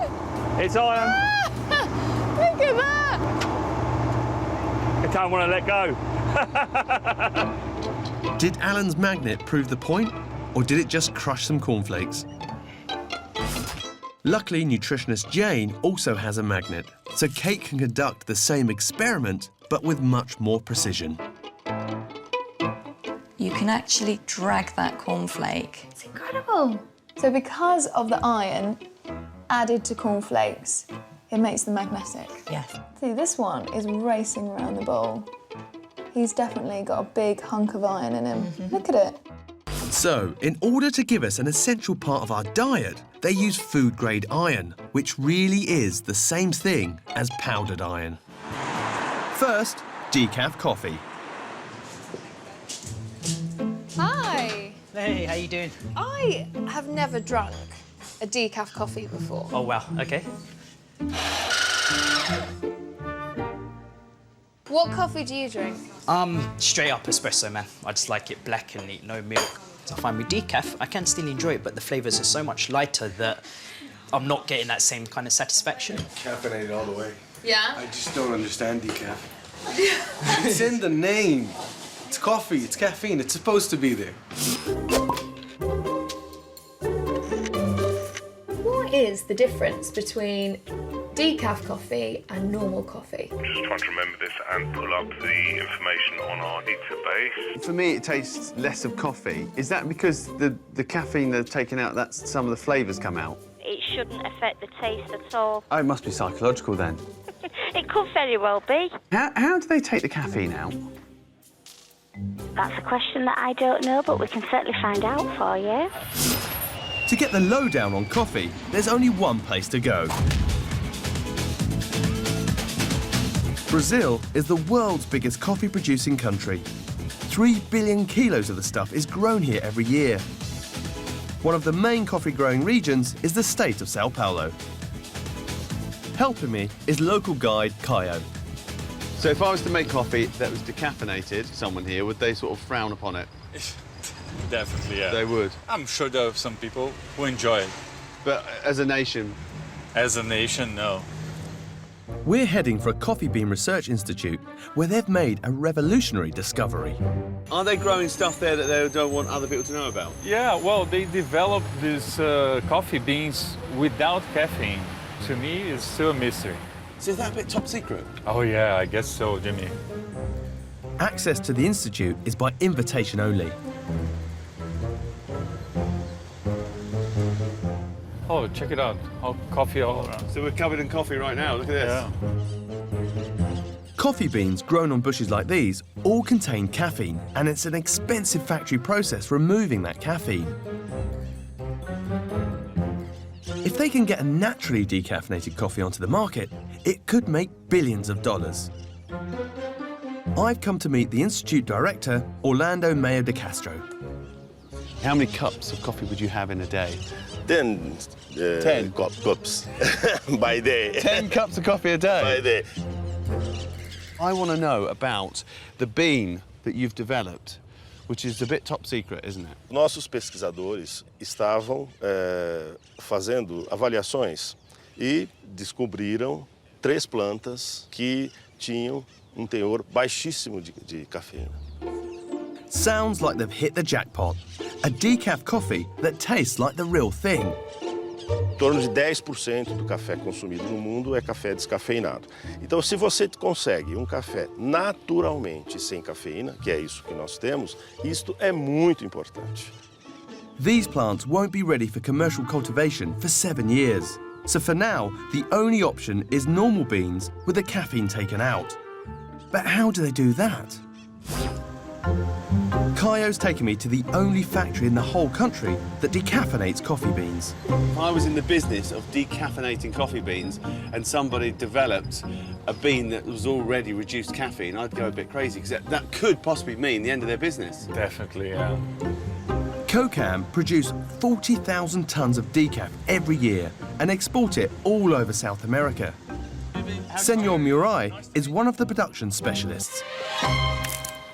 What I want to know is how you get a bean like this and get the caffeine out of it. It's an industrial process. We submit the beans to a chemical process, and then, okay, the coffee is decaffeinated, ready to be roasted.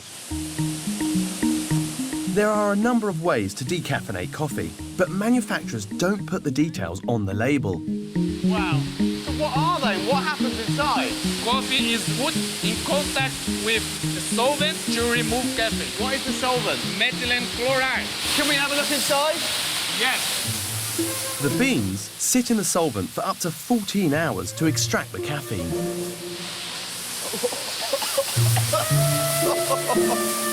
It's like the smell from the green bean. But it's like hits you in the back of the throat. It's the same smell you felt in the warehouse. Really? Yes. These huge tanks of methylene chloride, or what a chemist would call dichloromethane, weren't part of the guided tour. But after a bit of persuasion, Senor Murai agrees to let me have a look at the stuff. Here it is. This is it? Yes. This is the thing that takes the caffeine out of the coffee bean. Yes. Can I have a little smell? Yeah, you can see it inside, yeah. It reminds me of the smell of the glue that I used to use when I used to make my little aeroplane models. It's that sort of, that smell. Later, we'll be finding out more about this industrial solvent that decaffeinates our coffee beans. Can I taste a little bit? No, it would be very bad for your health if you did that. Really? Yes. Next up, chewing gum. Hello, I've just got a quick question. What makes chewing gum chewy? I've no idea. So do you think chewing gum is made of a type of rubber or something? But I wouldn't have thought so, no. When I was a kid growing up, my mum always said that if you swallow chewing gum, it'd get tangled up in your bones. I know that everyone's always advised not to swallow it, aren't they? I mean, that's something that I've always been told as well. Have you ever swallowed chewing gum? To be honest, yes. And what happened? Well, nothing that I'm aware of. So if I swallow it, nothing will happen then? Well, that's entirely up to yourself. And do you know what... So what is chewing gum made of, and is it safe to swallow? Kate's managed to secure a behind-the-scenes access to a chewing gum factory in Finland. It is like walking into a fridge. It's absolutely freezing. I think it's about -10 degrees. It turns out the gum world is surprisingly secretive. We contacted two of the biggest manufacturers, Wrigley's and Cadbury's, but neither were very enthusiastic about a visit. Hi, I'm Kate. My name is Mira. Welcome. But fortunately, Mira said yes. You won't believe how long it's taken me to find my way into a chewing gum factory. Months. Hey. Ah, hi. I'm Dan from Peppersmith. Dan, nice to meet you. great. Kate. This company's ingredients are all natural, derived from plants and trees.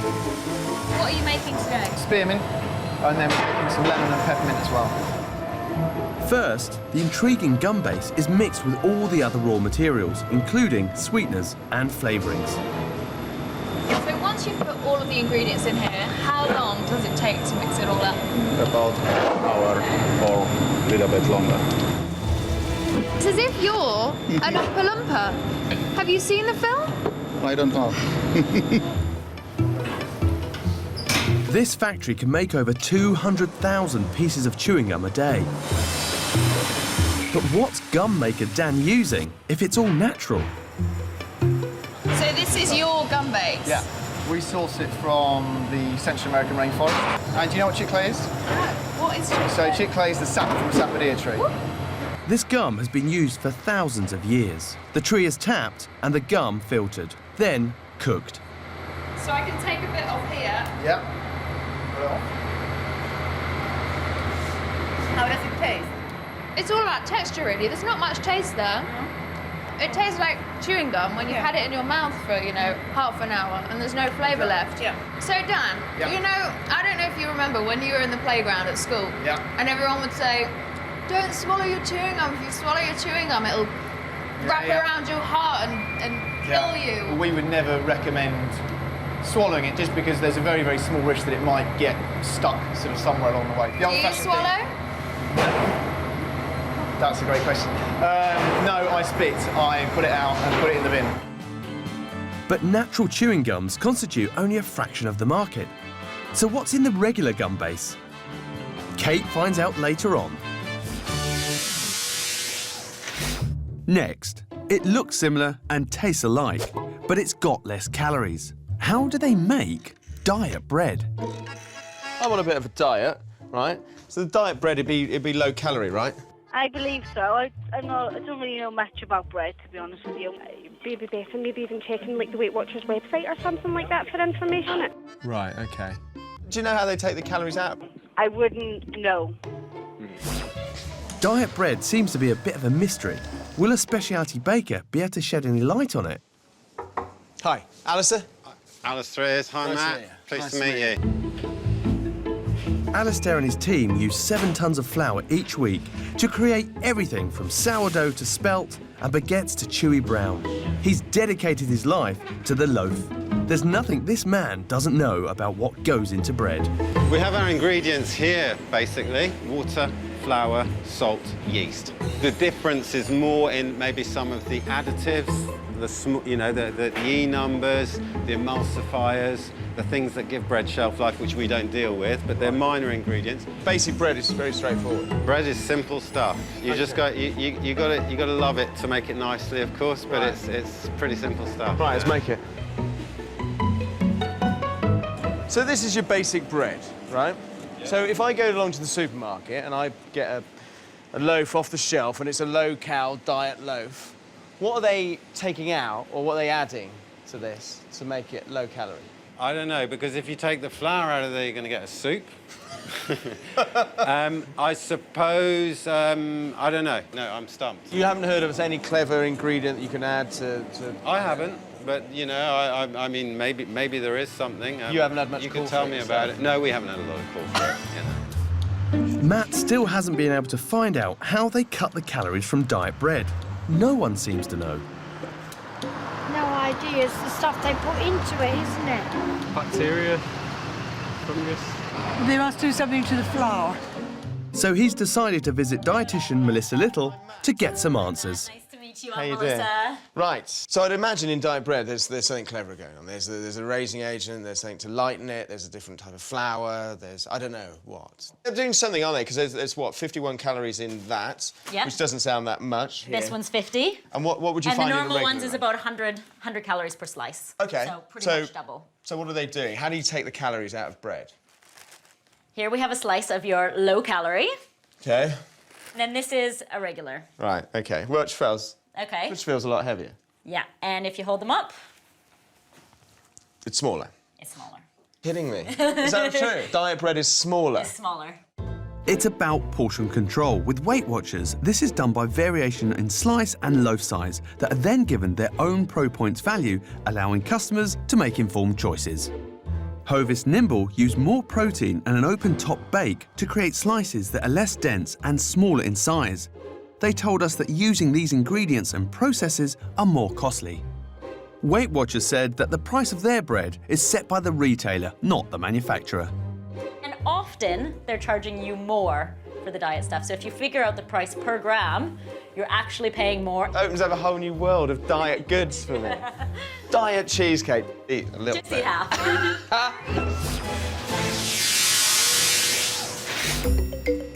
Back to Brazil and coffee. I found out there's a new naturally decaffeinated coffee bean secretly being cultivated.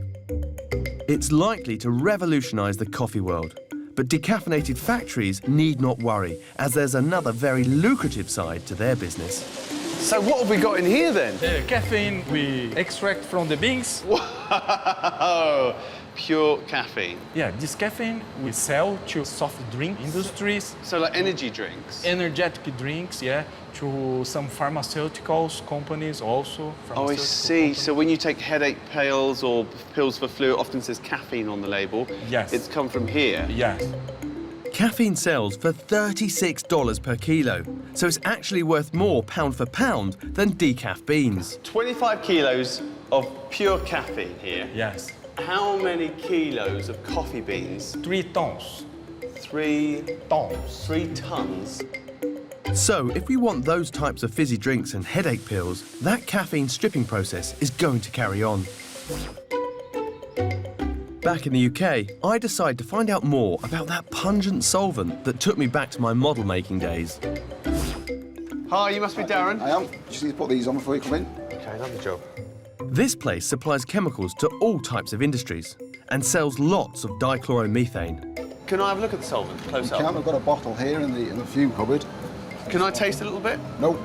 Just a little bit, a spoonful? It would be very bad for your health if you did that. Really? Yes. Basically, that sign means it causes some damage to the human body, basically. Well, it's a known carcinogen. It can cause cancer. No It way. says so on the label just there. You're telling me this stuff causes cancer? It's been proven to cause cancer, yeah. But yet we can use it to take the caffeine out of our coffee? We can, yeah. These green coffee beans have been soaked in dichloromethane solvent for 10 hours. During that time, the solvent extracts the caffeine out of the beans. The remaining solution is heated until the solvent evaporates, and voila, just the caffeine is left behind. In the factory, after the dichloromethane has been drained off, the beans are put into another solution that removes almost all of the remaining solvent. The beans now meet the FDA regulation and can be sent off for roasting. So, is that safe to taste? There'll be no dichloromethane there, and it's only been pure coffee beans, so I would say, yeah, you're safe to taste a small quantity. Do you want to go first? Oh, dear. See? Darren, Try oh it. dear. Oh, it's quite thick. Cool. What's that like? But that's horrible, isn't it? It's quite bitter. Quite bitter? You took a load in your mouth as well. But you know what? There's definitely that coffee punch, that robust bitterness. That's where some of that flavour's gone. It's here. We've extracted the flavour as well as the caffeine. Yeah. And what we've left with is probably a drink that's absolutely acceptable as coffee, but is a bit more mild. That's right, yeah, definitely. It's interesting because I get the bigger picture. After being to the factory, I can see why they didn't really want me poking around looking at this solvent. One, because they're probably worried that I was going to dip my finger and taste it. Possibly. And two, as a coffee manufacturer, you know, this is something they use in their process. It is safe, but really, when you see suspected of causing cancer, they probably don't really want to talk about it. No, I wouldn't think they would, no. It's a shame. I wish they would. It'd save me coming here, wouldn't it? I could have stayed in Brazil. It's not very good. I had a bikini on half an hour ago. Back now to chewing gum.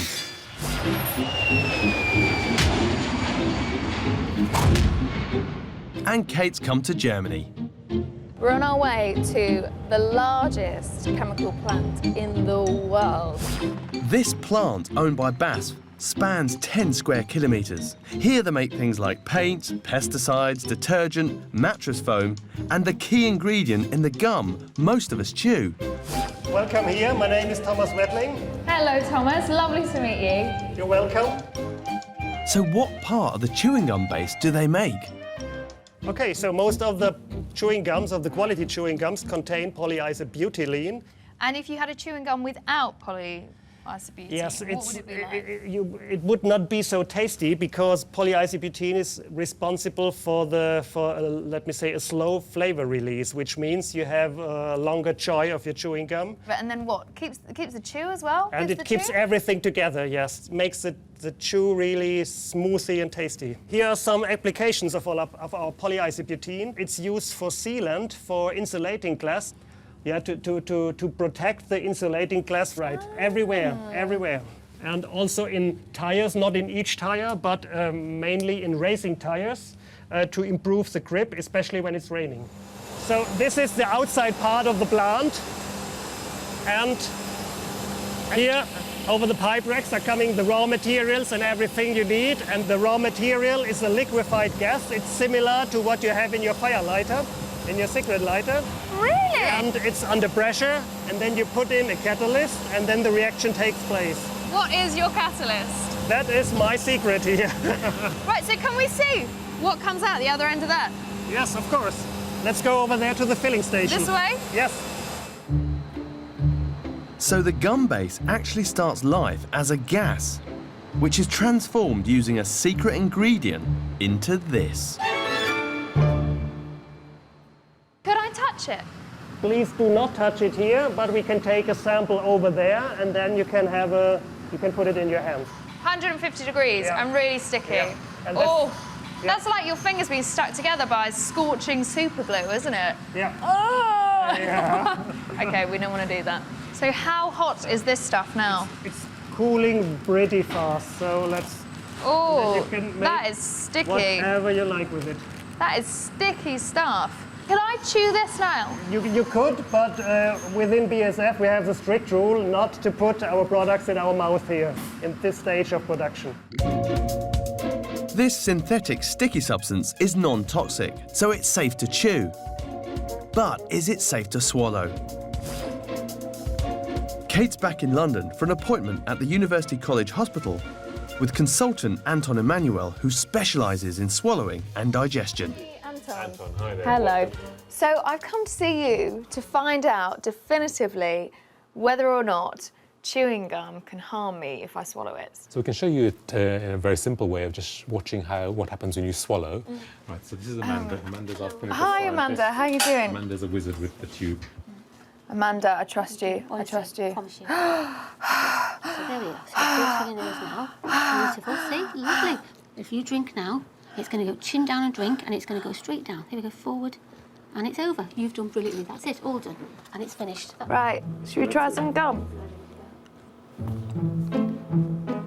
Whenever you're ready, we'll just watch the trace, and I think I'm ready to swallow. there's the moment as it's released. Pressure wave moving downwards, downwards, downwards. There's the gum moving down, and then deposited into the stomach at that point there.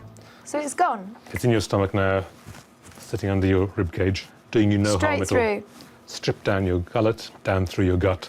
And my gut won't try to digest it? Your gut will try, but it can't. It's like you can't digest a Lego block or something. It'll just pass through? It'll come through in the Wow. bowel. Do you have a camera for that bit? We do. You're tempted. I think I've done my bit for today. Thanks very much.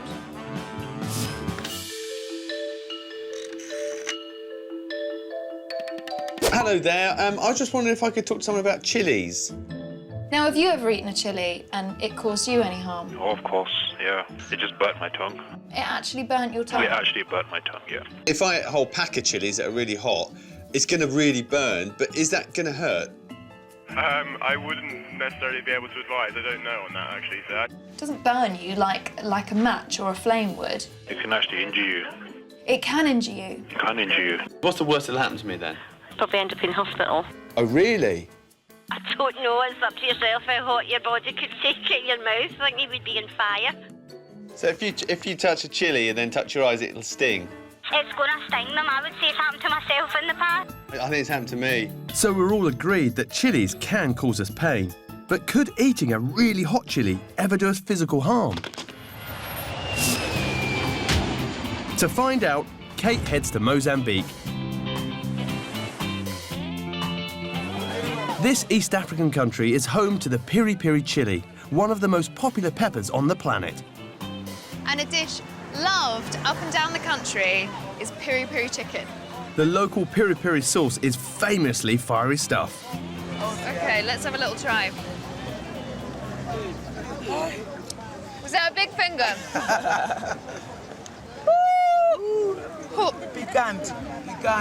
It's in my throat, goodness me. But that is delicious. It might be delicious, but what is it in chilies which creates that burning sensation? And can it cause us harm? To understand how chilies grow, Kate heads north of the capital, Maputo. She's on her way to one of the country's biggest chili producers. You must be Michael. Must be Kate. Welcome to Elephant Pepper Mozambique. Yep, through this way. Okay, this is our chilli warehouse. Look at these ginormous bags of chilies. These are dried chilies, so this is at the end of the process. And these are getting ready for export, actually to the UK market. Brilliant. Well, let's see how you get them going in the first place. Okay, come this way. The stems are left on the chilies after harvest because they stop the peppers going mouldy during drying. This stalk has to come off each of these pods, so we have to individually take off this cowlicks. Once dried, all of these chilies are destemmed by hand because, in Michael's opinion, there's no machine that can do this job as well. Have you ever hurt yourself with a chili? See? What? I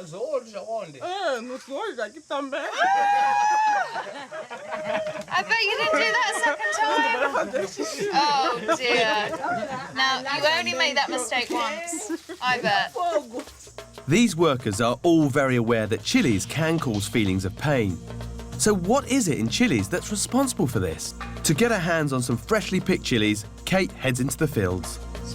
The red colour is designed to attract birds, and birds come along and eat the chilies, or the pod, which contains the seeds.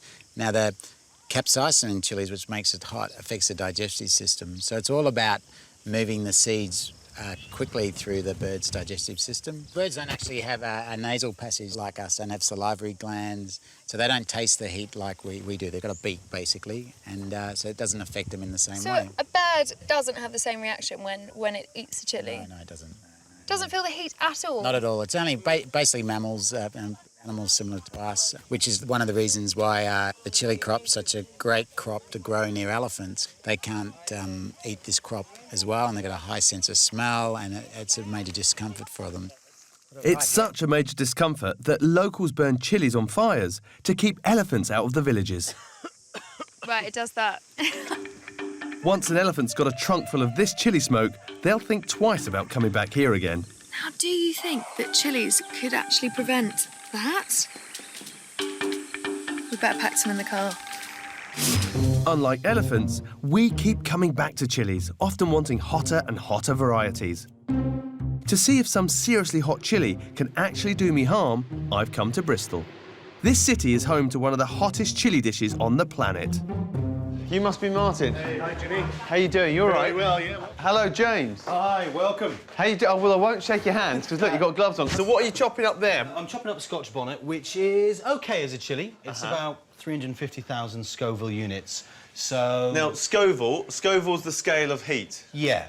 So a jalapeno, which a lot of people know, is about 5,000 Scoville units. Right. And this is about 350,000. You can smell it. Yeah. Don't breathe too deeply because you'll start choking and coughing. A lot of people think that the heat in chili is in the seeds, but it's not. It's in the ribs of the chili pepper that are around the seed and the sort of white bits of flesh. So if I cut this one in half, you're saying the really hot bits then are these bits here? Yeah. Not just the seeds? Not just the seed. It's the coating on the outside of the seeds and the white pith that goes around with it. The Atomic Burger doesn't just rely on the chili's membranes, though. These guys add something special to really crank up the heat. We've got an extract which we're going to put in to level the playing field. Now, that's 5 million Scoville units. God, it looks like ox's blood. Yeah, now, military-grade pepper spray is made using this. Oh, my God. This chili burger's so hot, I need to sign a legal disclaimer. Surely this is going to cause me some kind of injury. Right. I need you to sign this Atomic Burger liability release form. Are you going to sue us if this all goes horribly wrong? No. Superb. Find out how I fare later on. Ah! But first, what do they add to our food to make it red? Hi. I was wondering if you could help me. I've got some of your little mini chorizo. What is that red colour in the chorizo? I'm not sure. I know in Japan they feed cows beer. I wonder if the Spanish are feeding their pigs red wine or something. Maybe, no. I think it's probably the paprika. But paprika's are kind of orange, isn't it? Yeah, with the meat, then it would become like a bright red colour. I think it's because the meat in Spain's darker. And next to colour, it says E120, so Yeah, I thought the it's a E120 colour might be... additive. It's a colour additive. Could the E120 be blood? I've no idea. Can you not Google it? Right, OK, so I should just Google that. Thank you. All right, then. Bye. Bye. To find out what the red colour in some Spanish sausage really is, I'm off to Yorkshire. Our traditional Spanish chorizo is made here in sunny Bradford by the Bath Pig Company.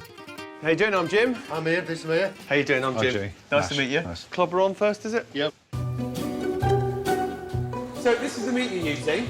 We use shoulder pork, it's got great flavour, it's got the right amount of fat in it, which is key to the succulence of the product. But when I make sausages, the meat that goes in is this colour, Yeah. but the sausage that comes out at your end is bright red. Absolutely. The meat doesn't go in like that. So meat, Tim, what's next? The seasoning mix. This is your little bag of This magic. is our secret ingredient. Right. This is what goes into chorizo to give us this lovely rich colour. In here, majority of the product in there is smoked paprika. There's other ingredients there just to give it, to stabilise it so it's more consistent. And one of those ingredients is a product called carmine. The chorizo, traditional product. All of a sudden, there's carmine in it. Yeah. Why are you putting carmine in there? Why not just all paprika? Well, we want that consistency and that rich red colour. You've got to put something in to stabilise that. We have to do a few little tweaks just to maintain that belief of great traditional Spanish food. And we have to find something that's as natural as possible to go in there. It's not going to, because it is a very clean declaration product. Carmine is a product that's derived from a cochineal, which is a little beetle, and it's a natural food colouring. It's harvested in Spain. Lanzarote is particularly known for it. See, I studied entomology, right? Love the beetles, not necessarily the sausage. Yes, well, it's the future. This futuristic food dye has a surprising origin, though. Later on, I travelled to Lanzarote on the hunt for the bug that can turn a sausage red. You can see when you squeeze them. Look at my fingers.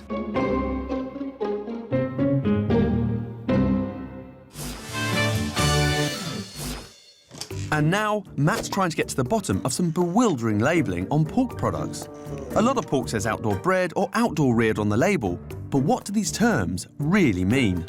Now, I'm presuming outdoor reared means pigs live outdoors, is that right? That's what I'd assume, yes. Is that the same as free range?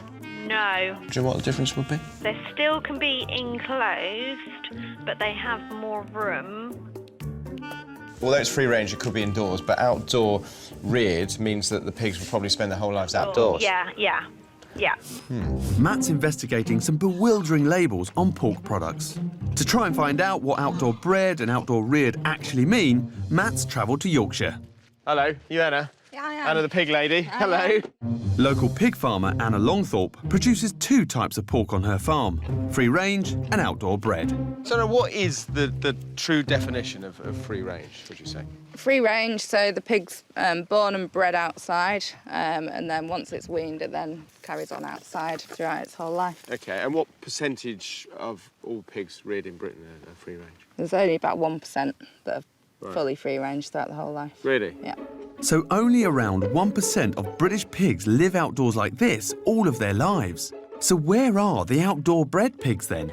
On this farm, it turns out most of them are here, indoors. So this is outdoor bred. Now, those these boys. That's like these, yeah. So they started live. They've had 4 weeks. 4 weeks outdoors, yeah. Outdoors. Yeah. Then they're brought into a place like this. Yeah.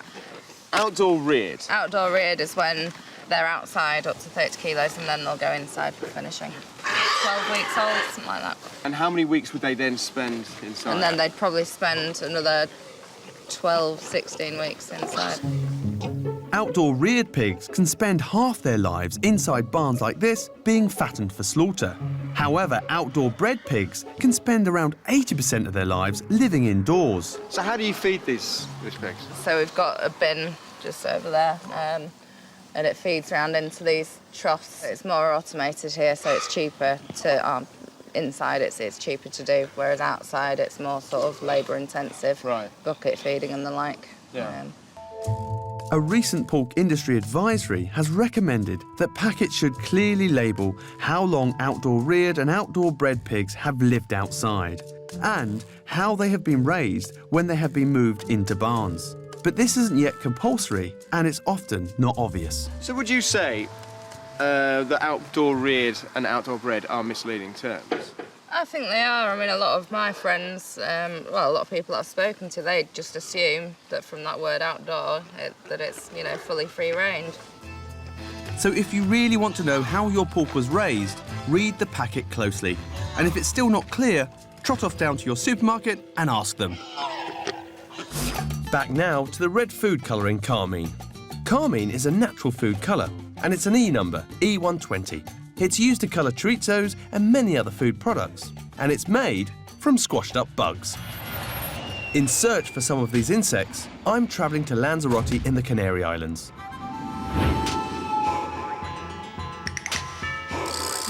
Parts of this dry, arid island are covered in cactus plantations.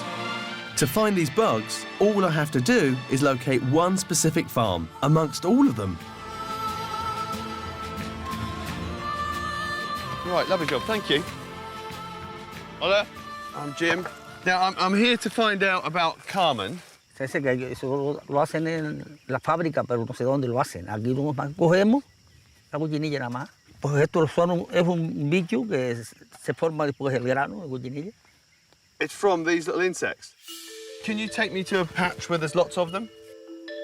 So this cactus field is really a giant bug farm. Big, fat, juicy one there. That's a female. And what she's doing is she's just plugged into this cactus, sucking up all the juices, and she's producing this liquid, this red carmine. Cochineal is the actual insect, but the carmine, this red stuff on my finger, is a defence against predators. That's what we're talking about. That's what all the fuss is about. I know a bit about insects, and I run a farm, but I've never farmed insects. How do you farm insects?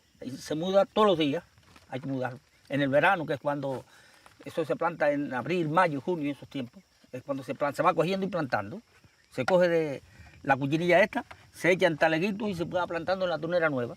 La cochinilla de esto lo forma en la tunera, se forma después, se pasa cuando la seca uno y aquello para hacer el carmín, que lo hacen después. Uno no hace sino secarla. Tell me, how much of this precious red juice can you get from a handful of these little insects? Ah, de eso un poco se puede sacar, de eso que está ahí, se puede sacar 50 gramos de cochinilla seca.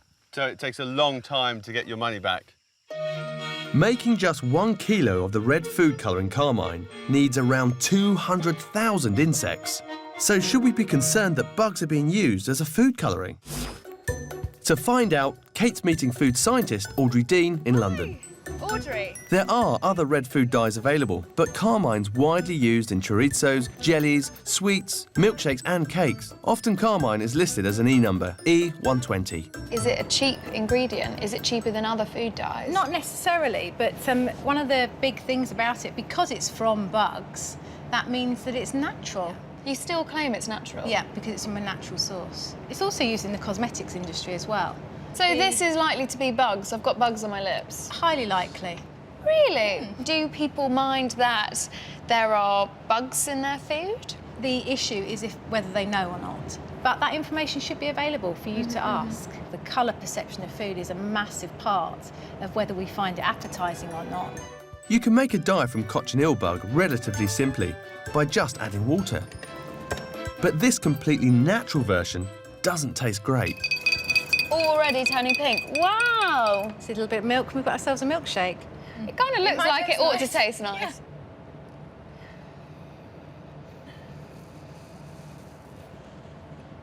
Yeah. Like a napkin. You've got a red tongue now. Oh! If you bite into the bug, that is bitter. That's really bitter. So that is the acid that's creating the red colour. But it still looks nice. It's very pretty pink. It's a good colour. Purpley pink. You have to almost be in the frame of mind whether it's in there unless I've been told differently, especially if it's bright red. Beware, if it's bright red, it may contain bugs. It may contain carmine from bugs. Back now to chilies. Chilies clearly cause us some pain, but I want to know if eating really hot chilies can ever cause an injury. To find out, I'm about to tackle one of the world's hottest chili burgers. The things we do for science, eh? I need you to sign this atomic burger disclaimer and liability release form. Are you going to sue us if this all goes horribly wrong? No. Superb. This burger comes in at 1 million Scovilles. Most medium hot chilies only rate 100,000 on the Scoville heat chart. Oh my word. Now, believe it or not, Jimmy, I'm going to talk while you eat. There are numerous... Are you okay, then, mate? Jesus. Oh, my God. There are rumoured to be health benefits from eating chilies. So it's actually good for you, this meal. Kinda. Oh, my God, that's terrible. Oh, God, it's so weird. It's like your body's been taken over. Have a little bit of milk. No.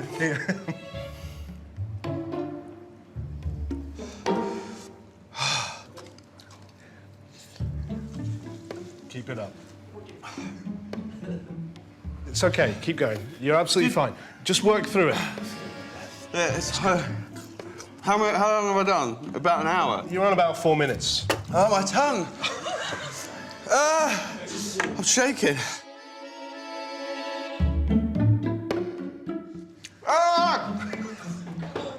This chili burger's definitely causing me a lot of pain. That's it. Oh, my God, that's it. Oh, that's it. I don't care what anyone says. That hurts. That hurts. Surely eating something that hot must have done me some physical harm as well. I think the only person who can help me right now is a qualified doctor.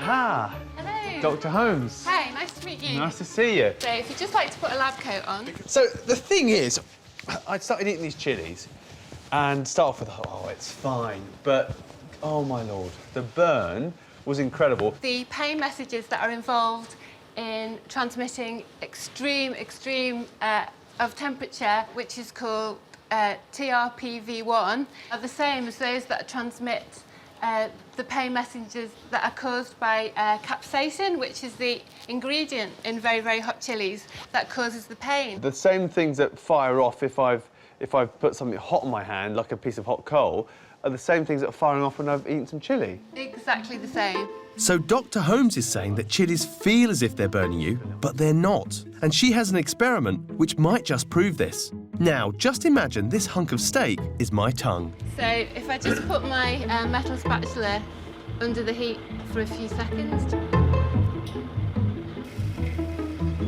that causes damage to the tissue. My skin would blister if it got too hot.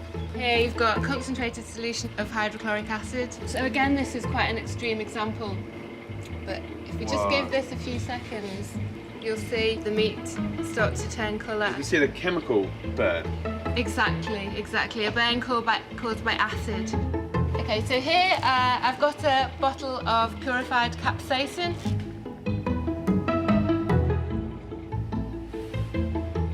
So looking at that there, it shows you there is no physical damage to the steak produced by the extract of the chili. That's right, yes. So I think you're safe, but what you might find is that you're going to burn at the other end. Oh, really? Because you have a lot of TRPV1 receptors in your mouth, but also in your bottom. So in your mouth and in your bum, the same sort of thing's going on? Yes. So that's why, not to be So crude... when you have a curry and 10 pints, it hurts on the way out. Okay. Thank you ever so much. Well, take it easy with the chilies. I will do. I'll see you Bye. later. Thank you. And I love the fact that all that pain that I felt through eating that really hot burger is all up here. But one thing is definitely for sure, is that I need the loo. Playing havoc with my stomach. Back in Mozambique, and after a diet of local chilies, Kate's feeling the heat as well. It's about 5 in the morning.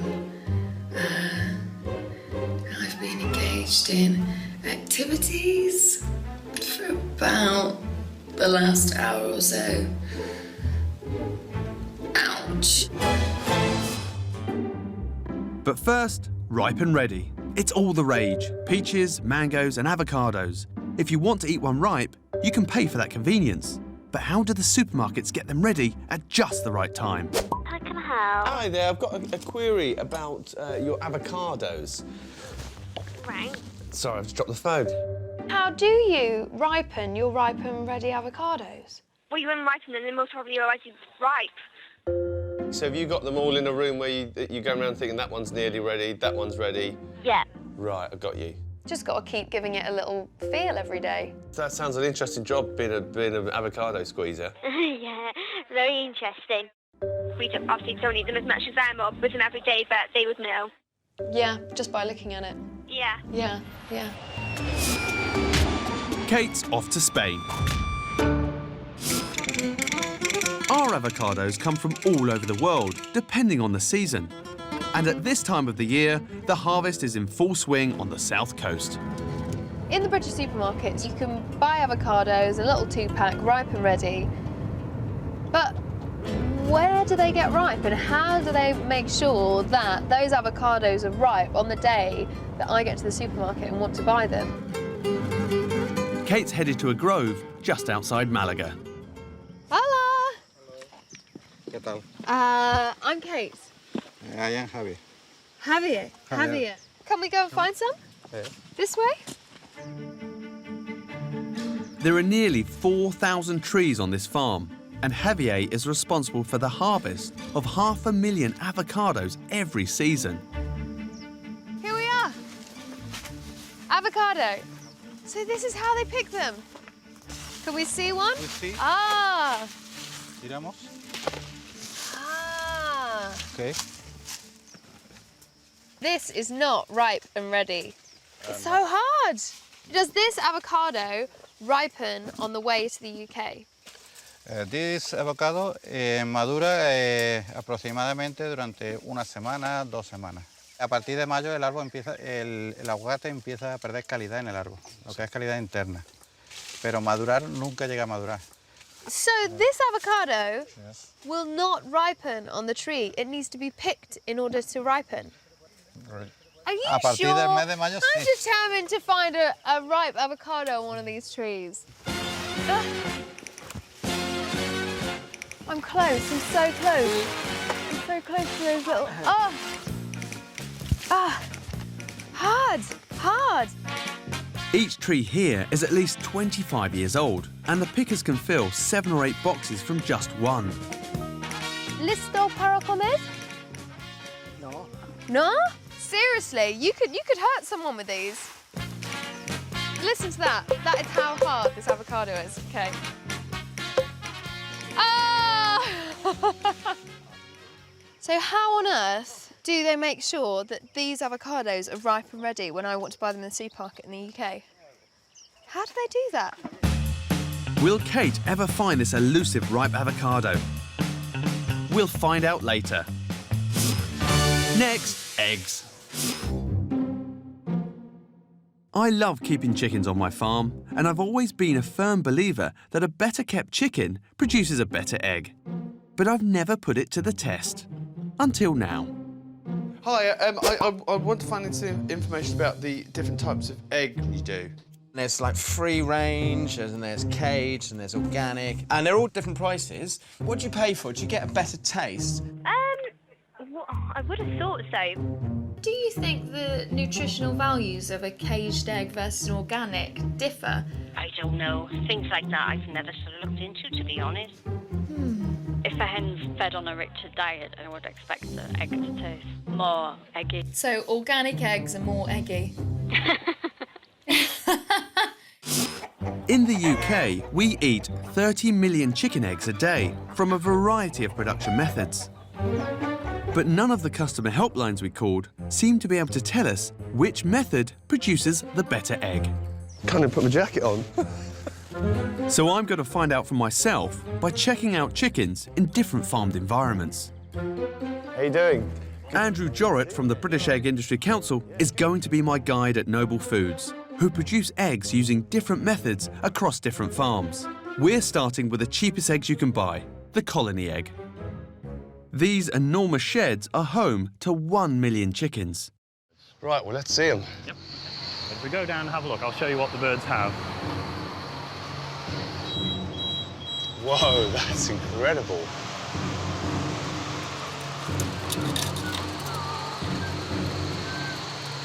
I've been in lots of battery farms before, but I've never, ever seen anything like this.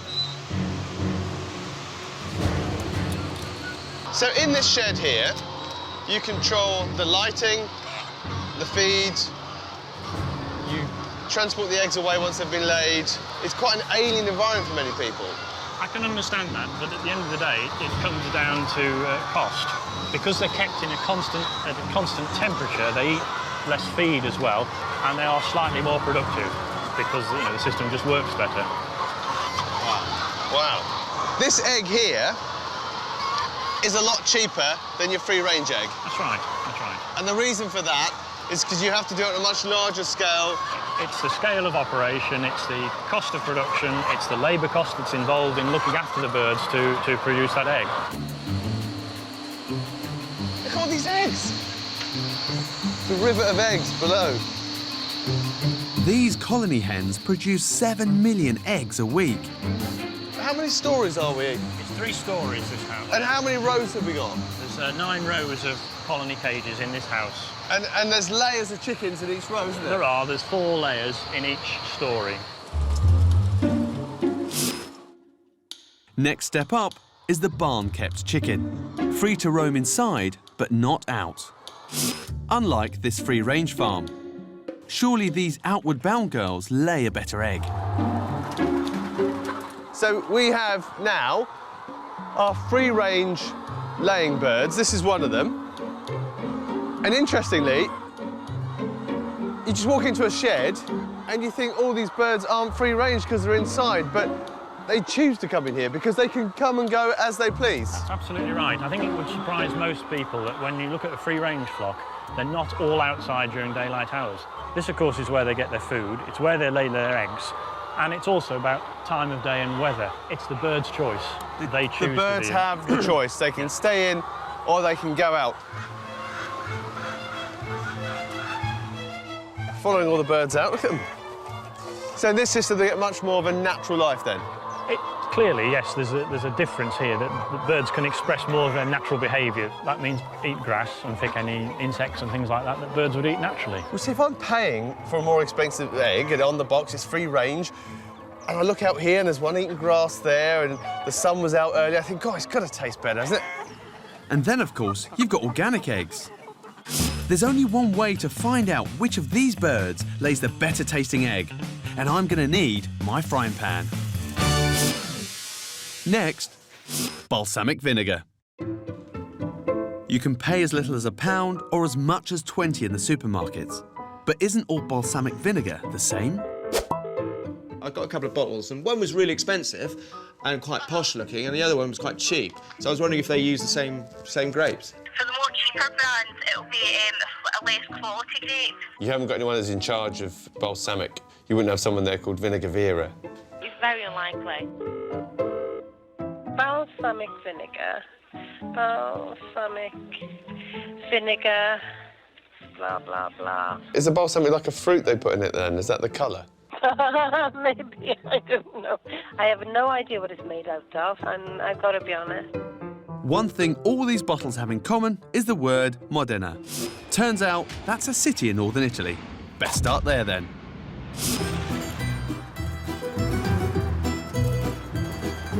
Matt's going to find out if all balsamic vinegars are the same, and he's come armed with a bog-standard balsamic bought in the UK supermarket.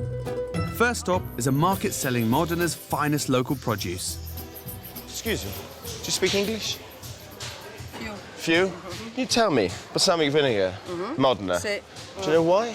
In Modena are invented this vinegar. It was invented here? Here. OK, so I got this in the supermarket in England. But do you... No. You wouldn't have this? Supermarket in England, no. Really? No. Terrible, no.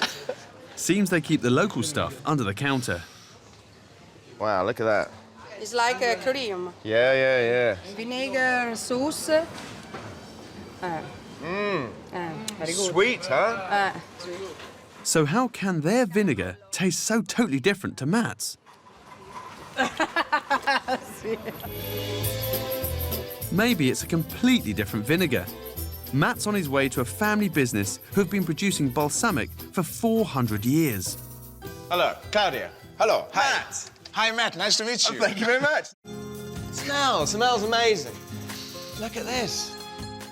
You start mainly from white grapes. White grapes? Yes. To make a very dark, sticky vinegar? Yes, because you take this grape, you push them, you obtain the grape juice, which we call the must, and then you cook it down slowly for at least 3-4 hours. And while you cook it, you leave the skin, and then the result is black. Then they add a little vintage wine vinegar and it's aged in barrels. This is a patented method of making the champagne of vinegars. This is aged at least 12 or 25 years. That's a huge amount for vinegar. Yeah, but when you say balsamic vinegar, actually 12 or 25 are classic numbers. So that explains why traditionally balsamic can cost £100 for just 100 mils. But what's in the balsamic that costs just £1? Hello. Hello, How you hi. doing? Welcome. Nice to meet you. Andreas Bombarda's factory has 13 million litres of balsamic vinegar in production at any one time. These would house vinegar, would they? This is balsamic on an industrial scale, but they still begin with the same ingredients, grape must, and it comes in by the tanker.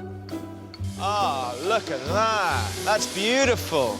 But even this mass-produced balsamic is aged in wooden casks, although the cheapest variety will be held for only 2 months. What's the benefit of leaving it for 2 months as opposed to just making it and bottling it?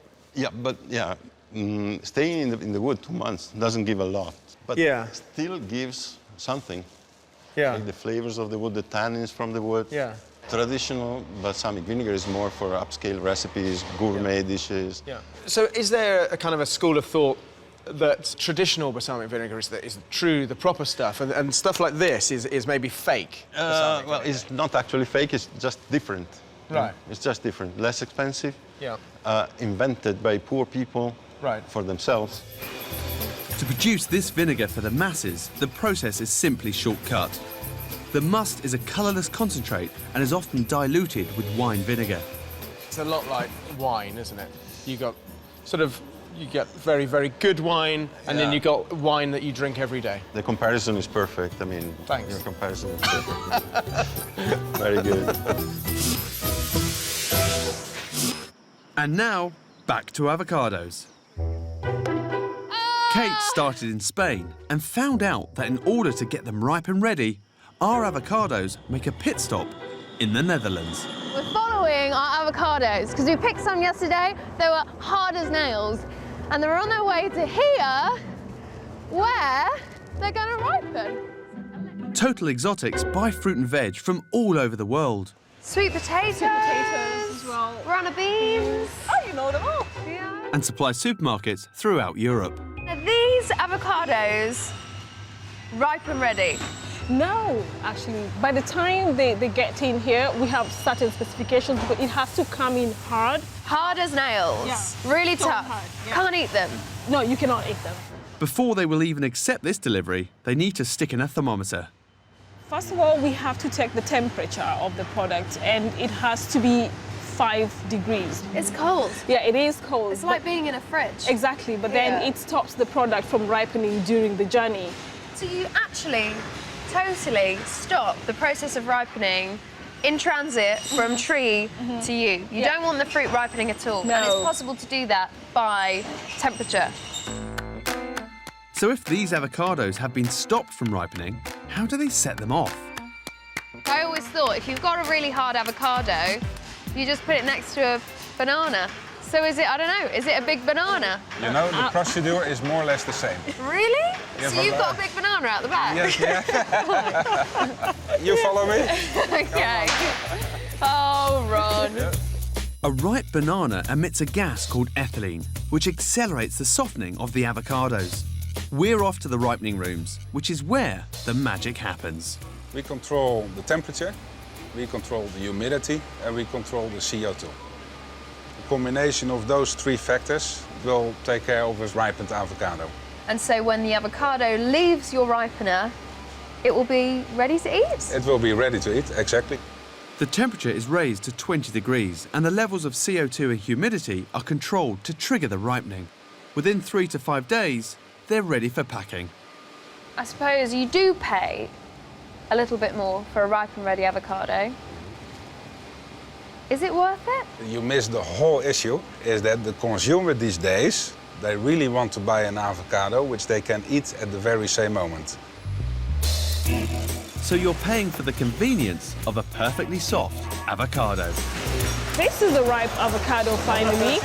This still feels pretty hard to me. The process has already started, and we have to give it some time onto the shelf, because if we have it very ripe from here, then by the time it gets to the end consumer, you cannot eat it. It's going to be no good. Exactly. So this avocado has to leave you with like a few days in the bank. So ultimately, it's not fully ripe, but in a couple of days, it will be. It is ripe, actually. You could eat it. If you open it, hold on a second, you see? Oh, she's going for it. Yeah, it's already ripe.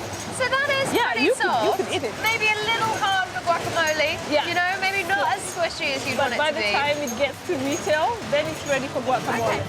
Ripe and ready is becoming more and more popular. The science gives us choice, but there is wastage. 350 tons of ripe and ready avocados go into the bin every year in the UK. I'm on a journey to find out which egg tastes better. Caged, barn, free-range or organic. Having seen how they live, I now want to see what they eat and how that affects the egg. Hello, Martin. How are you doing? Welcome to Humphrey Feeds. Great to be here. Martin Humphreys makes chicken feed for all varieties of hens. Jimmy, this is what you've come to see. This is where it starts. So this is it? This is it. That's conventional layers feed. Just like muesli?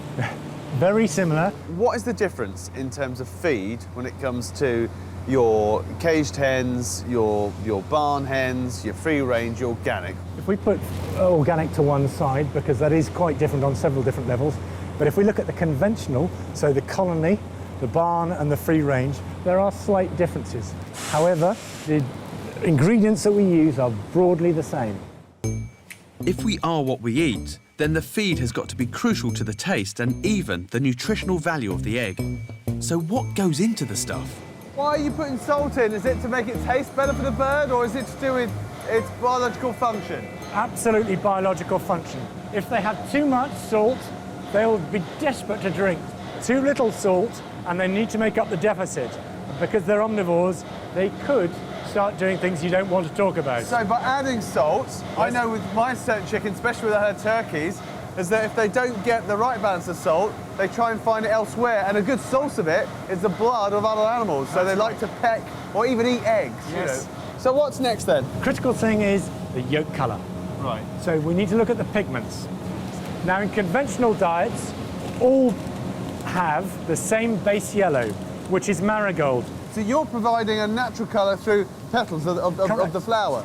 This is produced in China and India. If you were to look at a bird that was not exposed to any form of colourant, it would be a really insipid colour. People wouldn't want it, but we need to add something more to give us the orange. So, paprika. It gives us the red quality, so we can meet in the middle and produce an orange. Are organic eggs coloured? Yes, organic eggs are coloured, but they use a different pigment. This is concentrated alfalfa. It's made in one plant in France. But by the time we put that in the food, it creates a good yellow yolk for an organic. So there are differences between organic and standard feed, but both are cleverly designed to have a significant impact on the eggs. If they can affect the colour of the egg and the chicken's behaviour, I'm now convinced that organic eggs will taste better. To prove my theory and to put all four types to the test, I'm meeting Dr. Carrie Ruxton, a dietitian and one of Britain's leading authorities on eggs. Good to see you. Now I've got a pile of eggs here. Okay. All different, free range, organic, Yeah. barn, the whole shebang.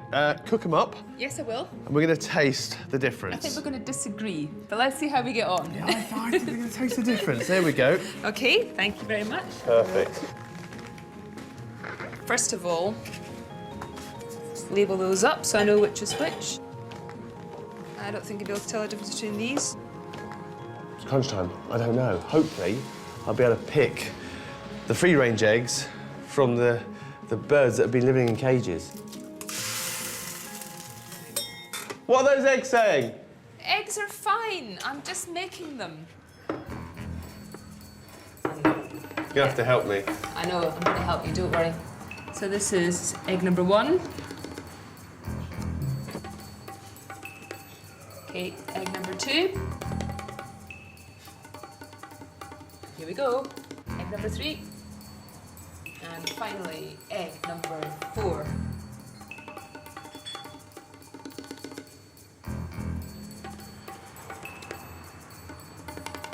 They all taste the same to me. The interesting thing is they're all pretty much of a muchness nutritionally. So they're high in vitamin D and selenium, they've got some iodine in there as well, B vitamins. So regardless of which egg you're choosing, you're getting a healthy food. Are you disappointed? Disappointed, yes, because I have got such faith and belief in the free-range system, Yeah. and that's really to do with the welfare of the animal. Yeah.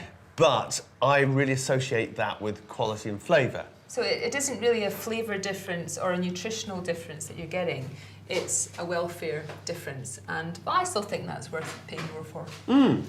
But that is surprising. Let me taste that free-range one here. Oh, that tastes so much better. You would say that, wouldn't you? Sardines. We all know how healthy these oily fish are, but how good are the ones they put in our tins? Are we better off just eating fresh?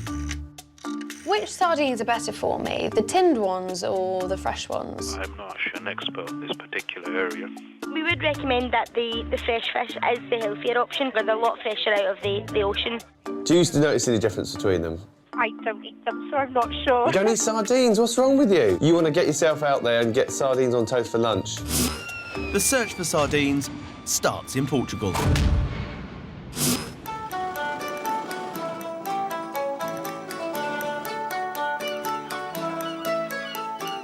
So I've come all the way to Portugal with my tin of sardines from the UK to find out what goes in them. Hola! Kate's come to Sines, just south of Lisbon. Hola! This trawler boat's been out all night fishing for sardines. And it looks like they've got a whole boatload of the stuff.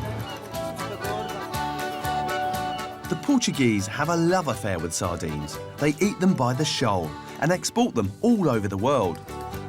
This lot belongs to Lawal. Look at that fresh fish. This sardine, same, this can. See?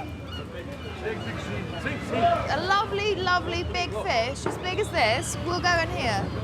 Really? See, I thought it was going to be the little kind of cheap, little kind of tiddlers, the kind of rubbish fish. They're not so good. No, not true. Not true? Not true. So it's not just the rejects that get canned. They say it's the cream of the catch. Whose boat is this that we've just seen come in? It's mine. Why weren't you on there last night, grafting with the rest of them? I don't like. You don't like? I don't like. What? The ocean is for fish, not for me. I'm disappointed. Sorry. Sardines are heralded as a superfood, packed full of omega-3 oils and vitamins. But most of these fresh fish are destined for the tin. Kate's on her way to one of Portugal's biggest sardine canning factories to see for herself how they cram them into our cans. I tell you what, you do not need a map to find this place. It absolutely stinks of fish.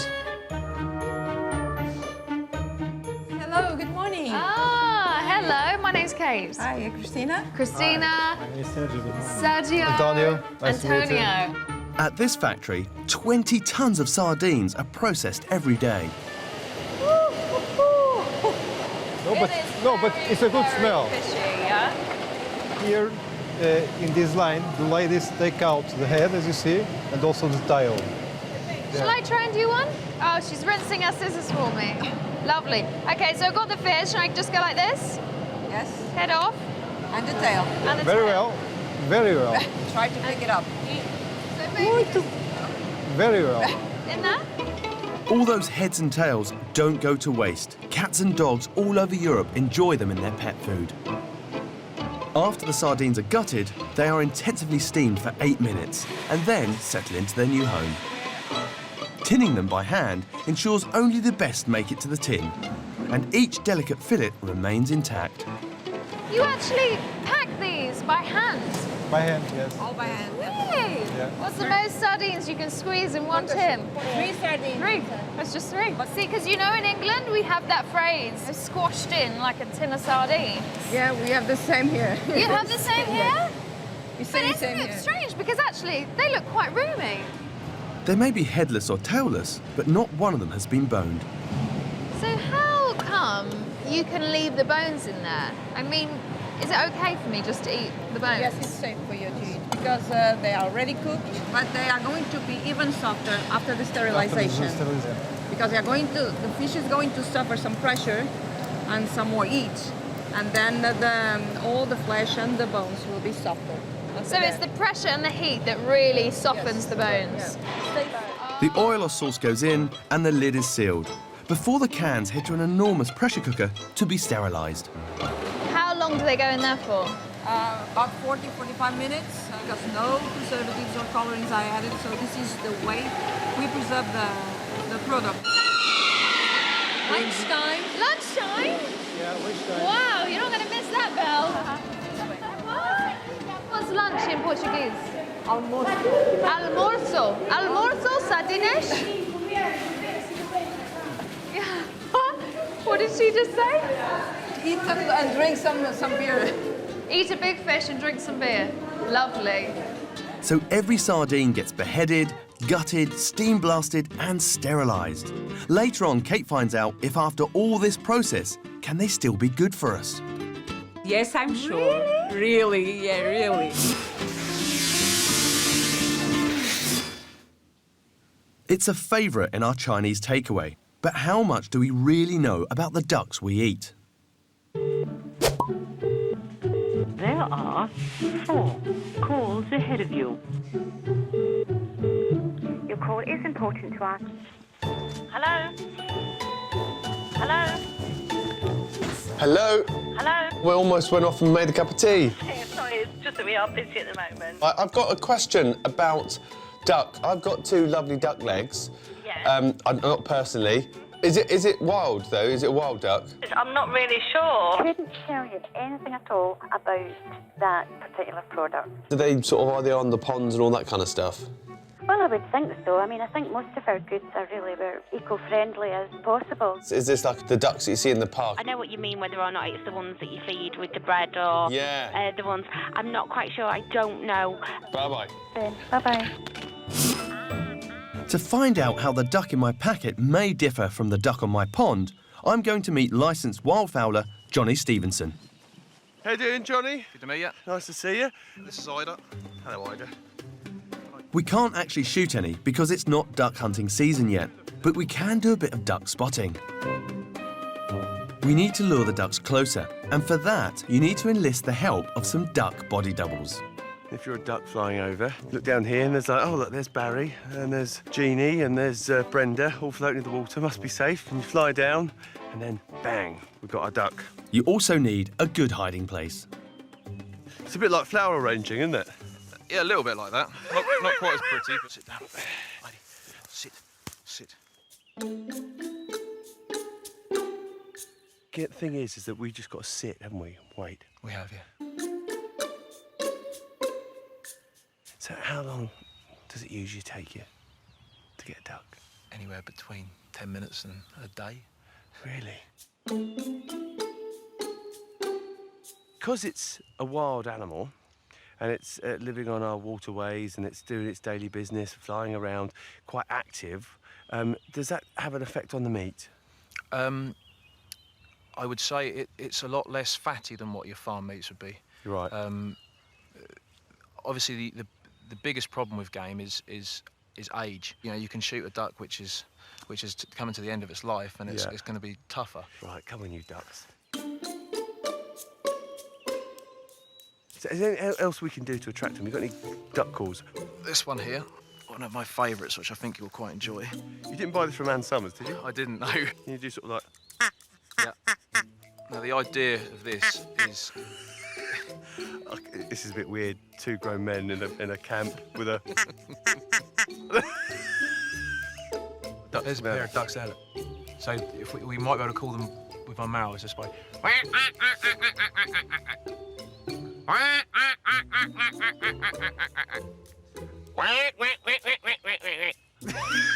think you just scared them off. You can only hunt wild duck 5 months of the year, and with duck increasing in popularity, there's just not enough of it to go around. So if we're not munching on mallard, what type of duck are we eating? I'm visiting the Telmara Duck Farm. Hello. Hello, Jim. How you doing? I'm Good Chris. to see you. Yeah, nice to see you. Now, ducks. Want to see your ducks? You want to see some ducks, Yes. right? Well, they start life in here. Here we go. Oh, wow. So here they are, little ducklings. Sweet. Chris Patmore produces 2,000 oven-ready ducks every week for UK butchers and meat wholesalers. There we go. Look at that little chap.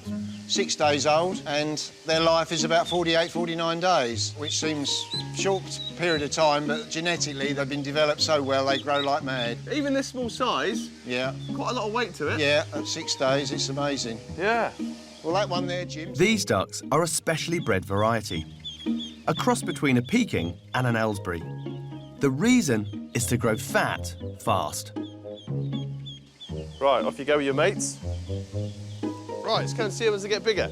I know what you're thinking. Somewhere around here must be a very large duck pond. Thank you. Wow, much larger now. These ones here are 42 days. Right, because you think of ducks in a pond swimming about, but you don't provide, there's no ponds and stuff in here, is there? Not at all, no. Poultry that can get in its own water, you know, they'll defecate in it, and in no time at all you've got all sorts of bacteria and goodness knows what.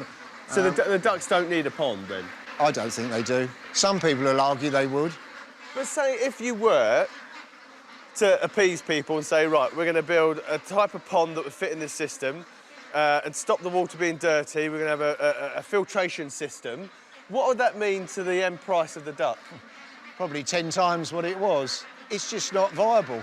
No way. So for us to have our duck and pay the price we want, we can't have expensive ponds with posh filtration? No, certainly not. I just don't see any point in it, really. So what would happen then if you had wild ducks in here to rear them instead? Well, probably wild ducks would take 4 or 5 months to grow, and they'd be half the size of these. And then be much more expensive to buy? Well, exactly. So that's how some farm ducks live, without even a puddle in which to paddle. In fact, only around 12% of supermarket ducks have ever lived on water. Later on, we'll discover why this super duck is such a success. So nothing's really ever wasted then? Only the quack. Only the quack.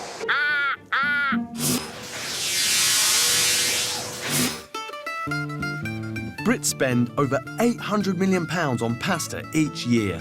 Supermarket shelves stock a mind-boggling selection, and the sale of the fresh stuff has boomed. But which should we pick? Excuse me, what do you reckon the difference is between dried pasta and fresh pasta? Pass. That was quicker to cook. Fresh or dried? Fresh, mate. The freshness seems, in my mind, to be better tasting. Right. Fresh pasta's always more expensive.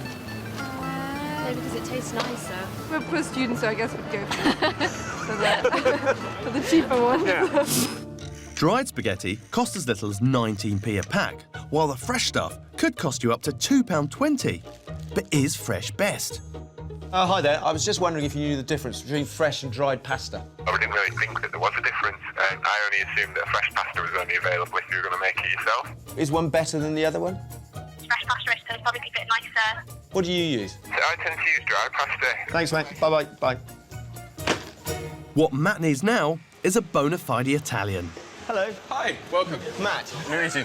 Nice to meet you, Luigi. Pleasure. Hello. Nice to meet you. Proper Italian as well. Yes, Italian. Where do you like to start then? I'd like to start at the beginning, maybe. Okay.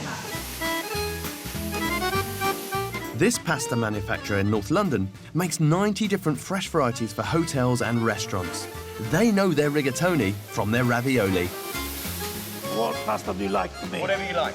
Spaghetti? Yeah. Okay. We do 2 different types of pasta. Right. One is egg pasta, which is done with flour, semolina, and egg. Okay. And one is dry pasta, and that is done with only semolina, touch of flour and water. So there's no egg in there? No egg at all, no. So what do people use in Italy? Do they we use all them make both. fresh pasta? Yes, and we use both. We use fresh pasta with egg, and we make dry pasta to keep for rainy days, you know. The vast majority of fresh pasta that you find at your supermarket is made like Hercules with egg. Fresh pasta is more filling. It's got much more proteins, and it can be... Fresh is more filling? Yes, because you got all the egg. You got about 30% egg, then each 100 grams of pasta. If it was serving as a main course, I will use a fresh pasta. Right. If I was serving it as a starter, I will use a dry pasta. Really? So in fact, there are two different products which should be served for different reasons. How would you describe the difference in the taste and the texture of dried and fresh pasta? On egg pasta, there's a lot of difference. Right. Egg pasta, when it's fresh, is like in eating a fresh egg product, and you can taste the freshness of the egg. Yeah. You get a different feeling, and you get a different texture, a smoothness on the pasta. So there you go. That explains why it costs more. I'm enlightened. Thank you very much. Thank you. Nice to meet you. I'll let you get on with your day. Thanks very much. Appreciate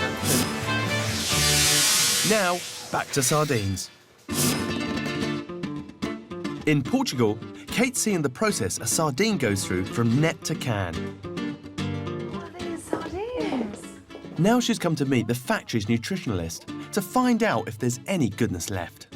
So when it comes to eating sardines out of a tin, are they good for you? Yes, of course, because when you process the fresh fish and then go to the sterilizations, we can eat the bone, and the bone is a lot of calcium. So by eating the bones, which by this point are quite soft, yes, I'm getting more calcium. More calcium. And that's not the only plus. When you grill or fry a fresh sardine, the water in the fish evaporates, losing some of the vitamins and minerals. In the tins, none of the goodness escapes. Essentially, a sardine out of a tin is better for me than a fresh sardine. Yes, I'm sure. Really, yeah, really. And no preservatives. Are you sure about that? Yes, I'm sure. And no preservative. Okay? No preservatives. No in the tin. preservatives. If I want to get, you know, more bang for my buck and eat a sardine that's going to be better for me and get more nutrients from it, then this is what I should be eating. Sure. It's totally counterintuitive, Sardines. isn't it? So, turns out the lowly tin sardine is even better for us than we thought. And what's more, they don't go off like the fresh ones. In fact, the older, the better. I don't want you to leave Portugal without visiting a shop that I know in Lisbon. And they have the best canned sardines that I know. Wow, vintage sardine. Vintage sardines. I'm looking forward to that. Old bones, yum. Sardines are an inherent part of Portuguese culture. They even have an annual festival dedicated to these slippery superstars. Kate's headed to a tin sardine emporium. These guys have been selling them for over 80 years. How you doing? Tiago. Look at all these sardines. It's almost like coming into a wine shop. So what, the older the sardine, the tastier it is? It's a different taste. You know, kind of when a wine matures, it has a different taste. So what is the oldest sardine that you've ever eaten?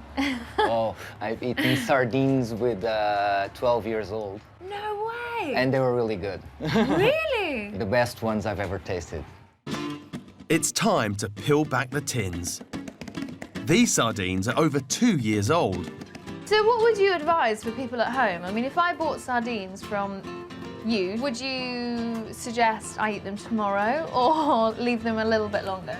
I would suggest you buy twice as much and eat some tomorrow. Okay. And leave the other for, I don't know, a couple of years later. Really? Really good. Was hoping you would say that. I could buy this tin from you today, take it home, leave it in the cupboard, and you think they'd probably be the best sardines I ever tried. I would say yes. Seriously, I'm gonna stock up for my 60th birthday party. Well, you should. And it's gonna be a great party. Yeah.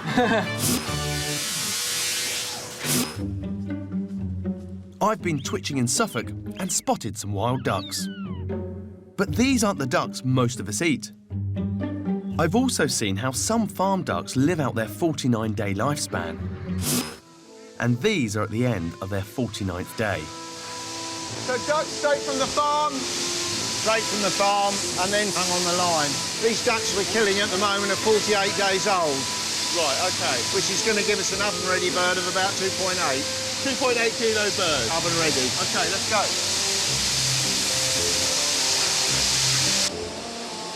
So, the ducks have come through, they had their head taken off, they're looking more like a bird that would be in the oven. Ready for eating, yeah, they're coming through there now. They'll have their neck taken out and their crop and windpipe, and then they have their insides taken out. Bird comes round, still got its feet on. So where do the feet go then? The feet go to Vietnam or China. So nothing's really ever wasted? No, only the quack. Only the quack. This is clearly a really efficient way of producing a duck with a guaranteed quality of meat. And it's available all year round, unlike its smaller wild cousin, who can only be hunted 5 months of the year. But does all this flying around and paddling make a tough-tasting bird? Right, enough talk about duck. It's time to cook some and eat it. Greetings. How you doing? Very well. Come on in. David Grimwood regularly has duck on his restaurant menu. So, David, what are we going to do today? Well, we're going to compare the flavours of the mallard, the wild duck, and then farmyard duck. David's cooking a breast from each bird without seasonings or sauces, so we can test each duck's natural flavour. Which one should we taste first then, David? The farmyard duck. OK, let's have a little taste. Great. It's what you'd expect from a duck that you'd buy from the supermarket. Yeah. But I quite like it. Now, this fella, this is our wild boy. Now, he's much darker. Close your eyes, you're on the estuary, aren't you? Mm-hmm. Hear the geese, see the ducks. Now, the thing is, when it comes to meat like this, people might think, oh, it's a bit chewy, but that's half the pleasure for me. Yeah. It's a wild animal, and you're getting the flavour of the countryside. But at the end of the day, it's horses for courses, isn't it? Yep. You could consider these as just variants on a theme. Very if much you so. like it nice and wild and gamey, then go for your wild duck. Mm-hmm. But if you want a big duck to feed the family and a duck that isn't going to break the bank, then you go for your farm duck. Yeah. But don't take anything away from that boy. He's lovely. Wild duck. Yeah. It's a corker. Yeah. We'll have a little bit more.